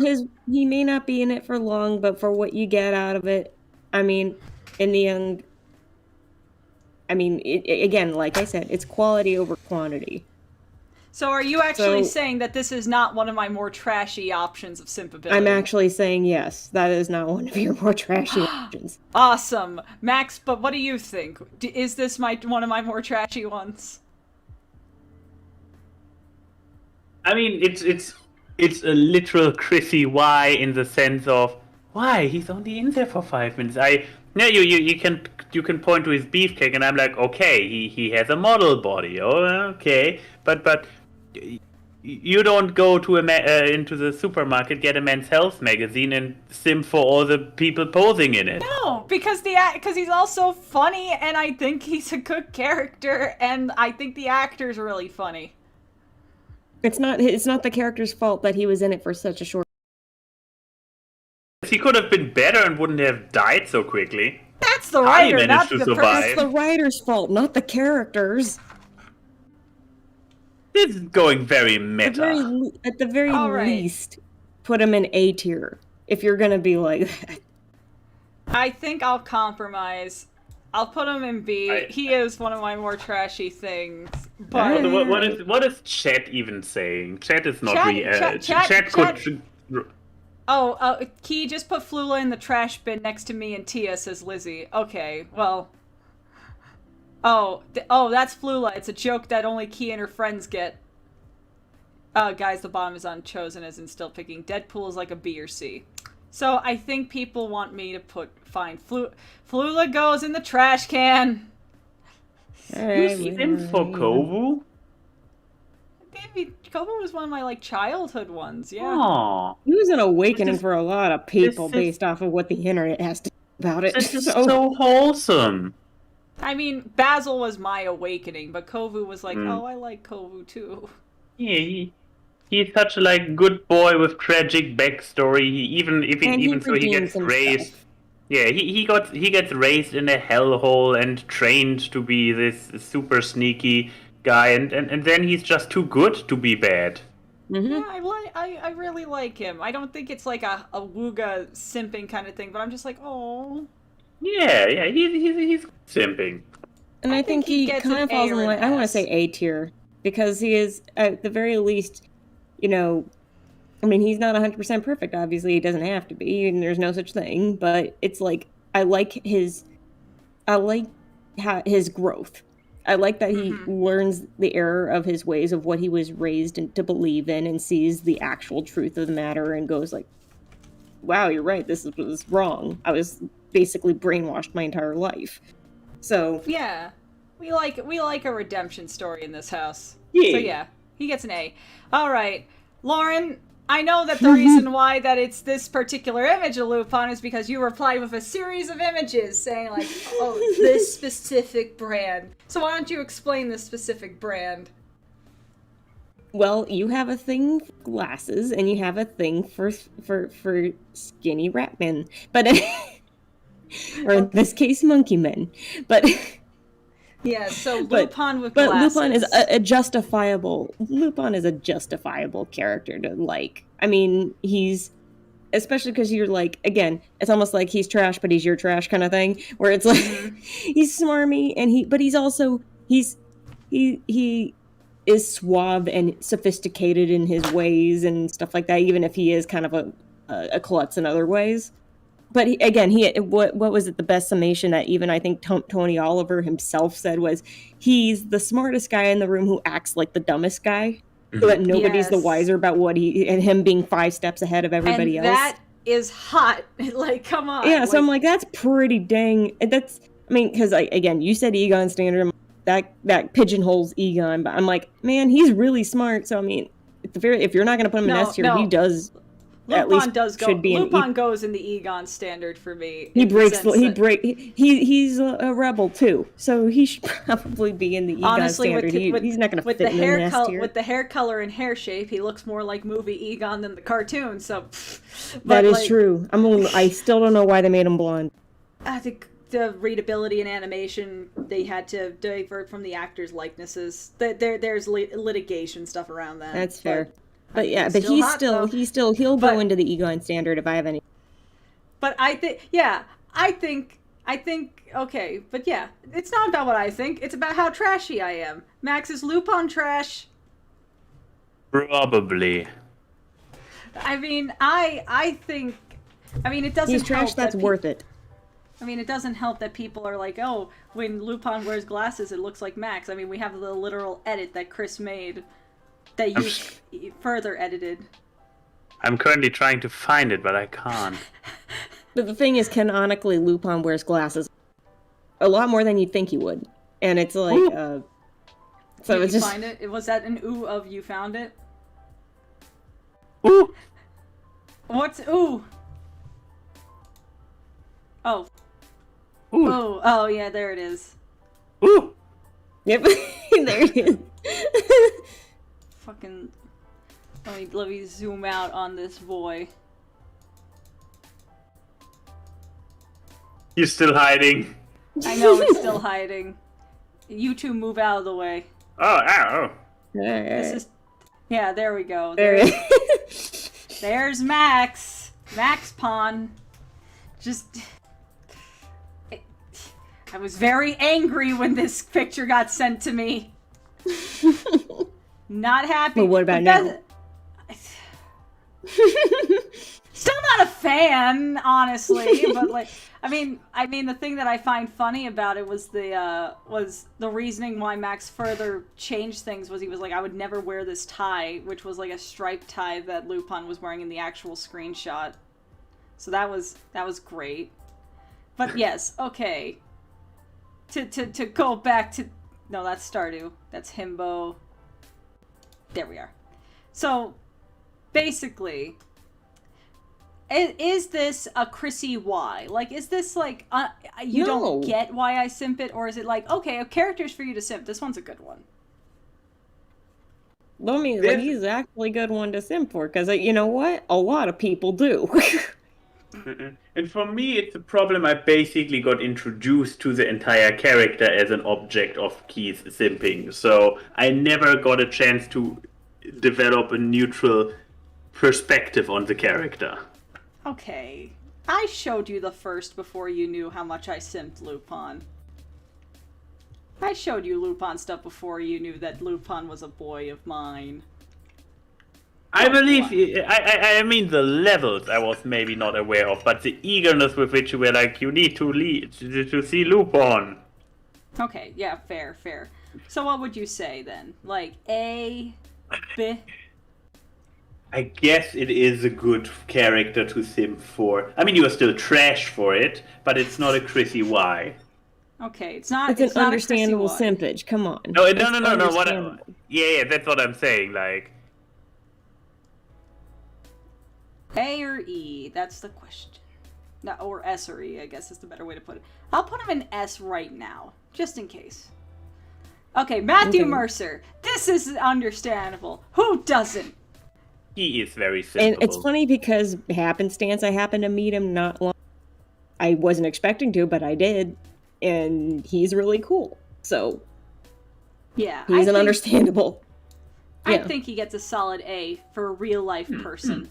Because come on, Matt probably voices characters that I just straight up simp, but like Matt's also just like if I had to meet a real person, he'd be on the top of that list. Okay, yeah. Milo from Atlantis. Let me make. I mean, my you wouldn't glass be a the little only bit bigger. one. Let me make my glass a little bit bigger. Yeah. I love Milo. Should I maybe switch places with Lauren so both of you can enjoy this big fat glass of water together? Milo's not my type, though. I mean, I appreciate him as a character, but he's not my type. Oh yeah, right. That's what the himbo list was for, isn't it? Exactly. She's the himbo lover here. Two roads diverge in a yellow wood, and I took the skinny road. But come on, Milo, man. He's smart. He's funny when he can kick ass.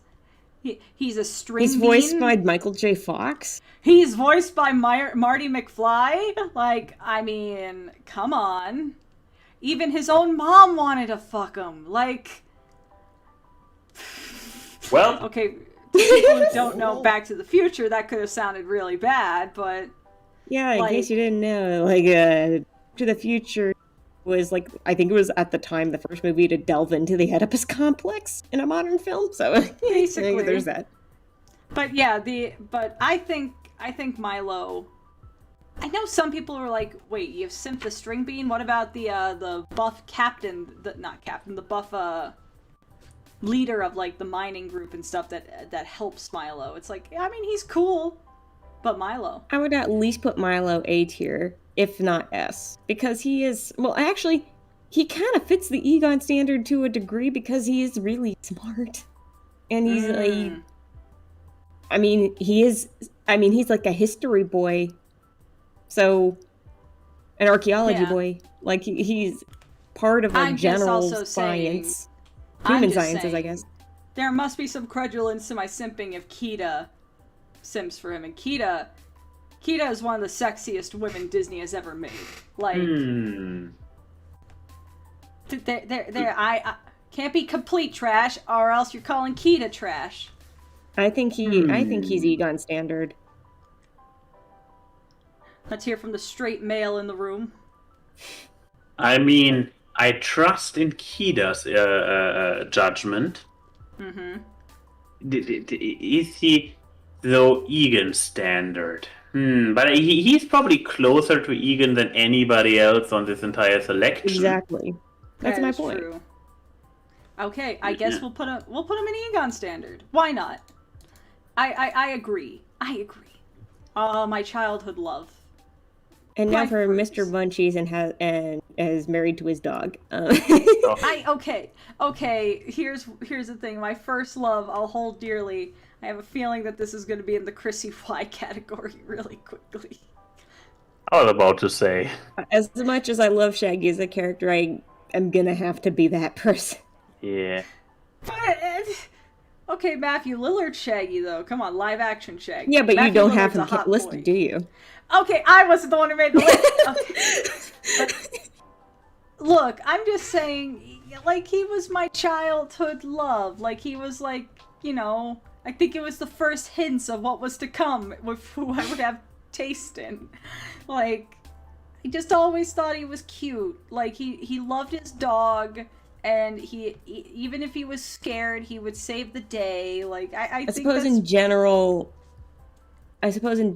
he tends to have, even if it doesn't come across 100% directly, he does have the most common sense in a situation going like, hey, this is dangerous. I'm not going to get myself involved in that. And then he ends up being wedged in there out of, because he doesn't want to. Yeah, but I mean, also, can you say that any of these other characters go Ultra Instinct? Like, come on, he uses 1% of his power. Nah, I guess we can say canonically he does. Yeah. Thanks to. But did you know this when you Did you know the 1% thing when you first fell for him? No, Max, because I was 5. Exactly. Fine, I we'll would put maybe it in say he's Y. like. Well, I was gonna say that or B tier, but yeah, because I mean, I don't feel know. like A Shaggy next to Blitz makes a lot of sense. yeah, that's fine. All right, but fine. It goes in Chrissy Y.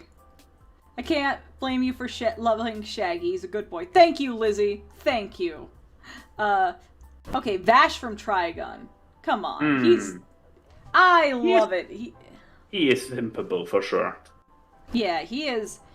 I mean, Trigun is just epic, but I do not know enough about, so I will I will take your judgment on it. What was it? Crouching Dumbass Hidden Dragon or whatever it's called? Yeah, Crouching Dumbass Hidden Dragon. Yeah, he is the archetype for that one. Yeah, he is not. He may not seem like the smartest tool in the shed, but when he needs to be, he's a force to be reckoned with. I think he's B. I think there's some people who are like, that's kind of meh, but I think he's a solid B. For the crouching dumbass thing, And now... Okay. I want to know. I am asking the audience in the world, why is it such a bad thing that I like Egon? It's not. No, here's the thing though, Lauren. Here's the fucking thing. Is that I think I have gotten bullied more for liking Egon than any other character I ever said that I simp for. I don't know why. I don't think it's so much bullying as it is acknowledging that you and it's the teasing of said crush. I feel like Lupin and Flula and Max are a lot worse, but yet Egon's the one that gets, like, fucking... like, come on. I mean, there was the Wolfhead comment of, hey, Timmy, what's your favorite part about Kiefer? I like when she gets hyper obsessed with someone and talks about him for a long time. Like, of all the things, I think, like, at least I don't simp Venkman. That would be a red flag. I feel like simping Peter Venkman is a red flag. Are we talking at least Egon is... We're talking movie. They put the cartoon image in there because I think someone put the cartoon image in chat. Not in chat, in the Twitter thing. I like the cartoon Egon too. I like both because I'm trash. Because movie Venkman is problematic. Yeah, movie Venkman's problematic. Yeah, he makes up for a lot because he has a Bill Murray charm. But if this would not be Bill Murray, oof. Yeah, like the cartoon Venkman makes up for it because it was played by Garfield. Like, and they also started to turn him into kind of a himbo at the end of the series. So, meh. But we're talking about Egon right now. We're talking about Egon. I mean, we literally have a category for him. And I feel like it'd be betraying him if we didn't put him in the Egon standard. I know, but still. Lizzie is shouting her support. Yeah, she's validating you. Egon. Harold Ramis was a fucking hottie and everyone else is being a piss name. I mean, that's the thing though. Harold Ramis was a really attractive comedian. Like, he had no right being that hot. Why the fuck was Bill Murray's character the one that all the ladies wanted? That makes no sense. Wait. Here's something to just be sure. So you said that Harold Ramis has very strongly developed canines, right? Yes. As somebody who is simping for basically any female character with sharp teeth, yes, he is Egan standard. Yes. Yeah. Yes. You think I would have made art for you if that wasn't the case? I mean, look, look, it's just... Also, I just want to say, because I've discovered something, this has nothing to do with this. This is me slandering Peter Venkman. I'm pretty sure that when Bill Murray turned 30, he became a 40-year-old for, like, 20 years. Because I don't think he ever looked young. Like, because I've been watching a lot of 80s movies, and there's like this movie called Stripes back in like 81, right? So, I'm calling him Peter. Bill Murray would have been like 31. He still looks like he was like 40 something. I don't know if people just age like milk, but like, he looked the same for like years, and it wasn't in the good way. I don't know why he kept getting played as like the leading hottie. It doesn't make sense. Is it all charisma? I guess. But it doesn't make sense when Harold was the hotter one. I don't look, I don't have a bias here or anything. I'm just being truthful here, man. Look, I gotta have respect for... Oh, the cup got big. I am living in the water now. I am the aquarium. But yeah, you know what? In the end, you are valid. You are valid. Are you in the aquarium? And are you in the aquarium, or are you in a ballroom? Fuck off. Fuck off. You know what? Odie was like, wait, why didn't I add Lauren and Max to this? The thing is... Oh no, it's happening. So let's just put... no. Okay, Lauren... Let's see, where would I put Lauren in my simping? Because you are, like, the perfect Don't put them in the person. wrong category, because next thing you know, this fandom's gonna go freaking nuts, and I'm like, I don't like that. No, I don't like the direction you guys are going. I think you're in the Egon standard. Oh. Nerd! Well, yes. I mean...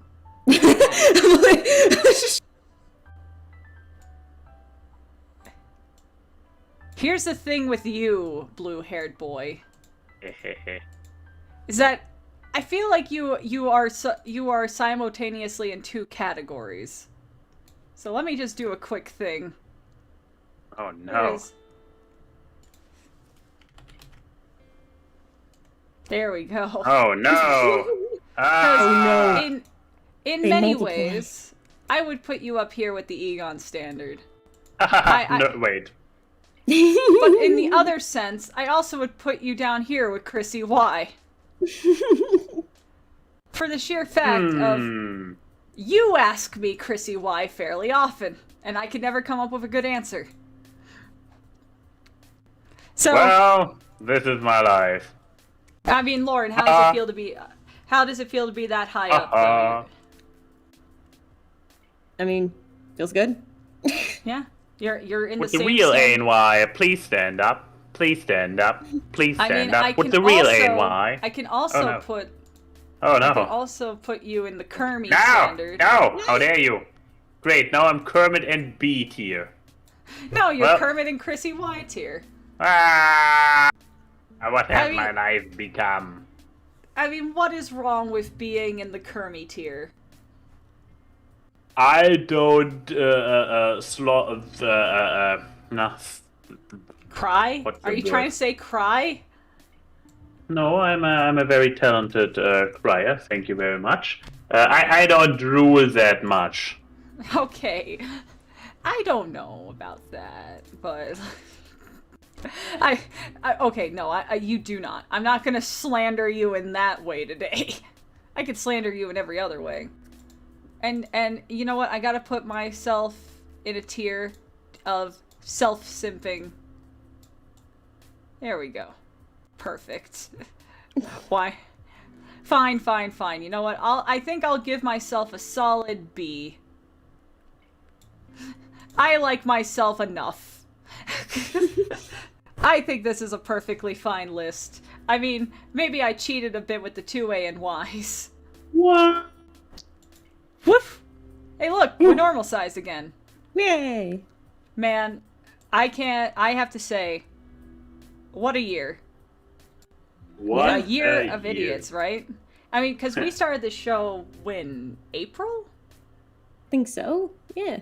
Spring of this Yeah. year. I think it was, because it was, yeah, I think April was when we did the first one, and besides November, you know, every month, like, it is amazing. We did this show for that long. Given how long these episodes are, that is amazing. But, you know what? And you guys all suffered through them with us, so thank you for that. But you guys, I'm a little bit irritated. Why do you sound so wrapping uppy? What do you mean? You give me an impression as if this show is getting close to the end. I mean, I unless we have another list or something. I don't know if you have, if and what you else you have prepared, but it very clearly says up there that we have 20 more hours to go. But no, that's a donation thing. I don't have 20 more hours. Oh, but yeah, okay. You know what? I'm gonna interview you two for the wrap up. Okay. For 20 hours, Jesus. No, shut the fuck up. Okay, Lauren, you're the first one I'm gonna ask questions to. Okay. Give him a chance to be quiet. We're gonna play the quiet game. Okay, so Lauren, how would you say your impression of the show has been since, you know, starting and now where we're at? Well, throughout the whole thing, I think it's just gotten more and more fun to be in there, and then from the get-go it was already fun. So I like that over time we've gotten even more competitive with each other, or at least being comfortable with being more competitive with each other, which is nice. So I got that going for me, which is nice.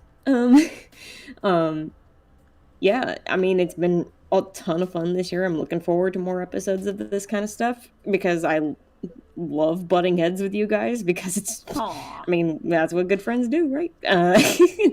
So, All right. I'm looking forward to more episodes together. What would you say was like your biggest highlight of Three Idiots over the year? Like beating what would- Max.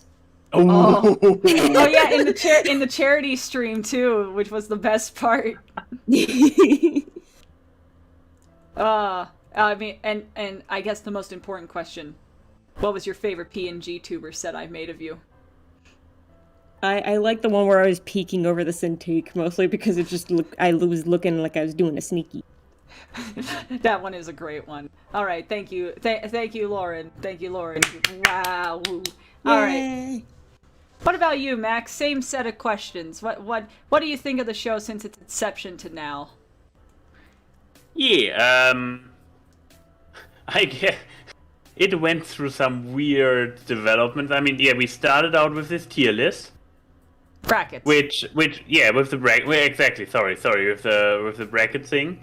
And then we were like, oh boy, that was a thing, all right. And then we followed it with another bracket list, which we managed to be even slower on. I mean, thank goodness we cut it in half, but I believe we needed for each half still longer than for the entire first one. Like, we got... Yeah, it might go along with Lauren's statement about becoming more competitive. At the first one, we maybe were more civil, and therefore the discussions were easier to contain. It completely went off the rails there. No, because I do vividly remember us arguing with a lot of movies in the DreamWorks list. Oh, so many movies everywhere. But yeah, I wake up in the middle of the night, I turn on the TV, and there they are. I see movies again. I don't think that's the show's fault. I think maybe you shouldn't have Netflix be the first thing that comes on when you turn on your TV. That sounds like victim blaming. Oh, I'm so sorry. I do not want to get into the conversation we had the other day in private about, like, when you accuse someone of gaslighting, you can't come up with a counterpoint. That doesn't sound like gaslighting. That is a kind of a brilliant conversation lockdown. Oh, well, it is, and it's evil. But yeah, so, like, we started with these longer form things, and then it got... But yeah, we got a nice selection of different topics and approaches and ideas and keeping it fresh. So that good. That is good. What would you say was your highlight of Three Idiots over the year? I don't want to hear you say reading Lauren. No. I believe I'm trying to remember when we did the first bracket list. Did I reveal from the beginning that I haven't seen everything, or did I do it after the fact?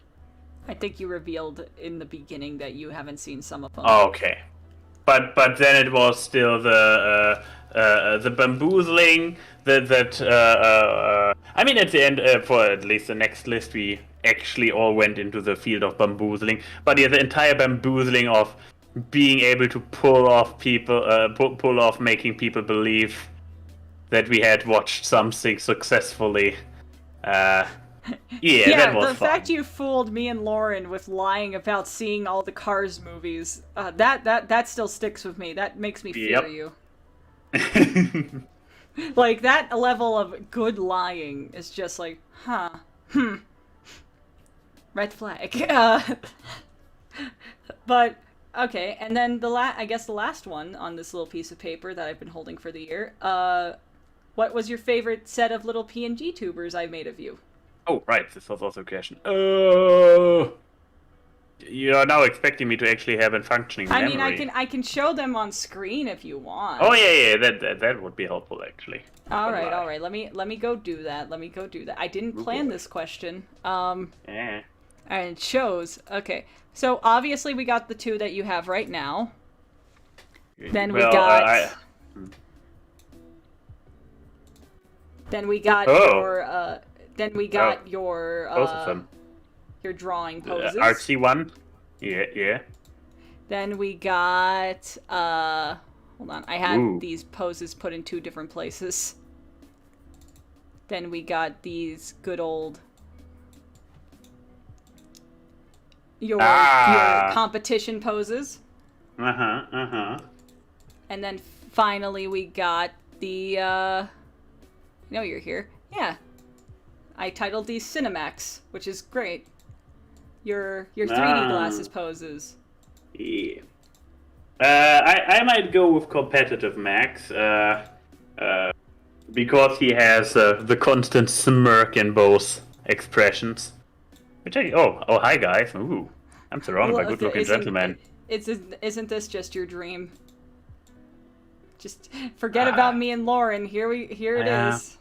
That's the thing. Can you be an absolute true narcissist all the way through if you are straight? I mean, like, if I were gay, I would love myself anyway. No, this. I mean, okay, that sounds really sad, but I would Jesus assume does. I would assume like it would be just kind of like masturbatory in that sense. But that's not the question here. Favorite running gag, says Odie. I guess the chat can also ask any final questions. But did we have? Yeah. I mean, did we have running gags beyond the X walked so Y can run? Can run. Yeah, I mean, I think that was the main running gag of this show during the bracket lists. I don't think I guess if you can count the running gag of me messing with your guys' tubers while we were doing stuff like making you guys walk away and like fall. Like, cuz that's just fun. I love playing God. Just constantly making you sink into your Jeopardy booth to make you shut up.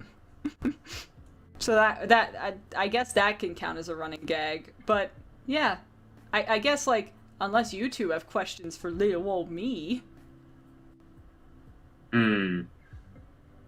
So, Keyframe, what are your thoughts about the first year of 3 Idiots? Oh, okay, so we're doing the old reflection thing. I honestly think that this just became a show of, like, higher production values each episode. This episode was refreshing because I didn't have to do shit. Like, I'm literally using assets from the first episode that we did. So, it's generally... I mean, the first episode, we didn't even have the PNG tubers. We didn't move around. Like, each one had, like, a new thing. I know, it's weird to think about, though. Like, but I just, in general, think, like, we became more comfortable. Like, we were able to emulate the chemistry we have in comfortable dog. But we've been able to imitate the chemistry that we three have in person with this, and I think it comes purely from the fact we've been doing this show for as long as we have, so we've had the ability to. Because in person, you two are chaotic and hell on earth around me. So oh shit. Now you guys know how to do it virtually. Oh god. Yep. No, we didn't get a lot of fan art. I mean, we did get some great stuff from Brogar, and we got your art, Lizzie. I would love to see more 3 Idiots art in the future, because we're good character designs. You have fun drawing us. You may have the least fun drawing Max, because he's got his fucking popped collar thing going on here, but, you know. He's got nice man hands you can draw.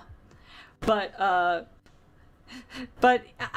also just, I just really love doing this show, because the show's inception simply came from, as cheesy as it is, I just wanted to spend more time with Lauren and Max. So I was like, let's do a little show. And then it became this. And it always makes me happy to know that these two have fun every time that we do it, because I always ask, like, did you guys have a good time and everything? And they're like, yeah. I think my personal highlight of the year was after the first episode of Bad Summerity. You guys were like, that was really fun. That was really good. Like, that, I was walking on cloud 9 the rest of the weekend because I was like, oh, I did something good. Yeah! Like, that was the best fucking feeling. And then I think in the terms of my favorite PNG tuber that I did myself, I actually have the least amount of PNG tubers because I didn't make ones for Jeopardy. I still use this one. Because this one's kind of perfect, honestly. But I think, like, my favorite may have to be these. Like, the drawing tablet one. The drawing ones? I just really like the expressions that I did for all of us when it came to these. And, I mean... Lauren if I had to pick any of the poses that I liked in general, mean, this one's really that good. was that. That's what I was saying. Those were my Doing a sneak. doing a sneaky peek. And then I think my favorite one of Max, that it's either particularly no, not that one. Where's the Jeopardy one? Because now it's not just on my I saw a Jeopardy one. There it is. Yeah, no, the opened mouth Jeopardy one, where you're like, eh, because I liked how I drew your teeth. And then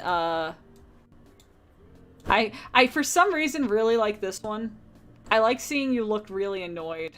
I liked how I think I genuinely captured your emotions for most of that episode of just, how do I do this? I'm feeling very, very secure and passionate behind my drawing tablet, for sure, yeah. Okay, no, I found my favorite one of me. This one's really fucking cute. Aww. I think I made us really cute for the movie one.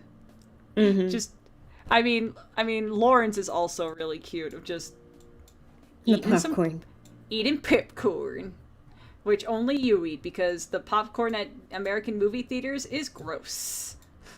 Because it's like the funny thing is I personally don't like popcorn, so but if it was kettle, I would eat it. If it was sweet corn, then perfect, but not a lot of fucking movie theaters do sweet popcorn in the United States, and it fucking sucks. And that just indoctrinates a bunch of Americans to like gross, salty, buttery popcorn.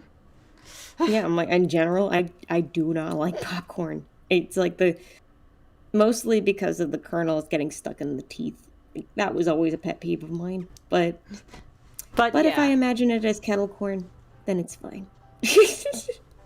But yeah, I do have to just say, this has been an insane year in general. The world is crazy and weird, but I'm glad that a Saturday of the month, I got to spend it with genuinely my favorite people in the world.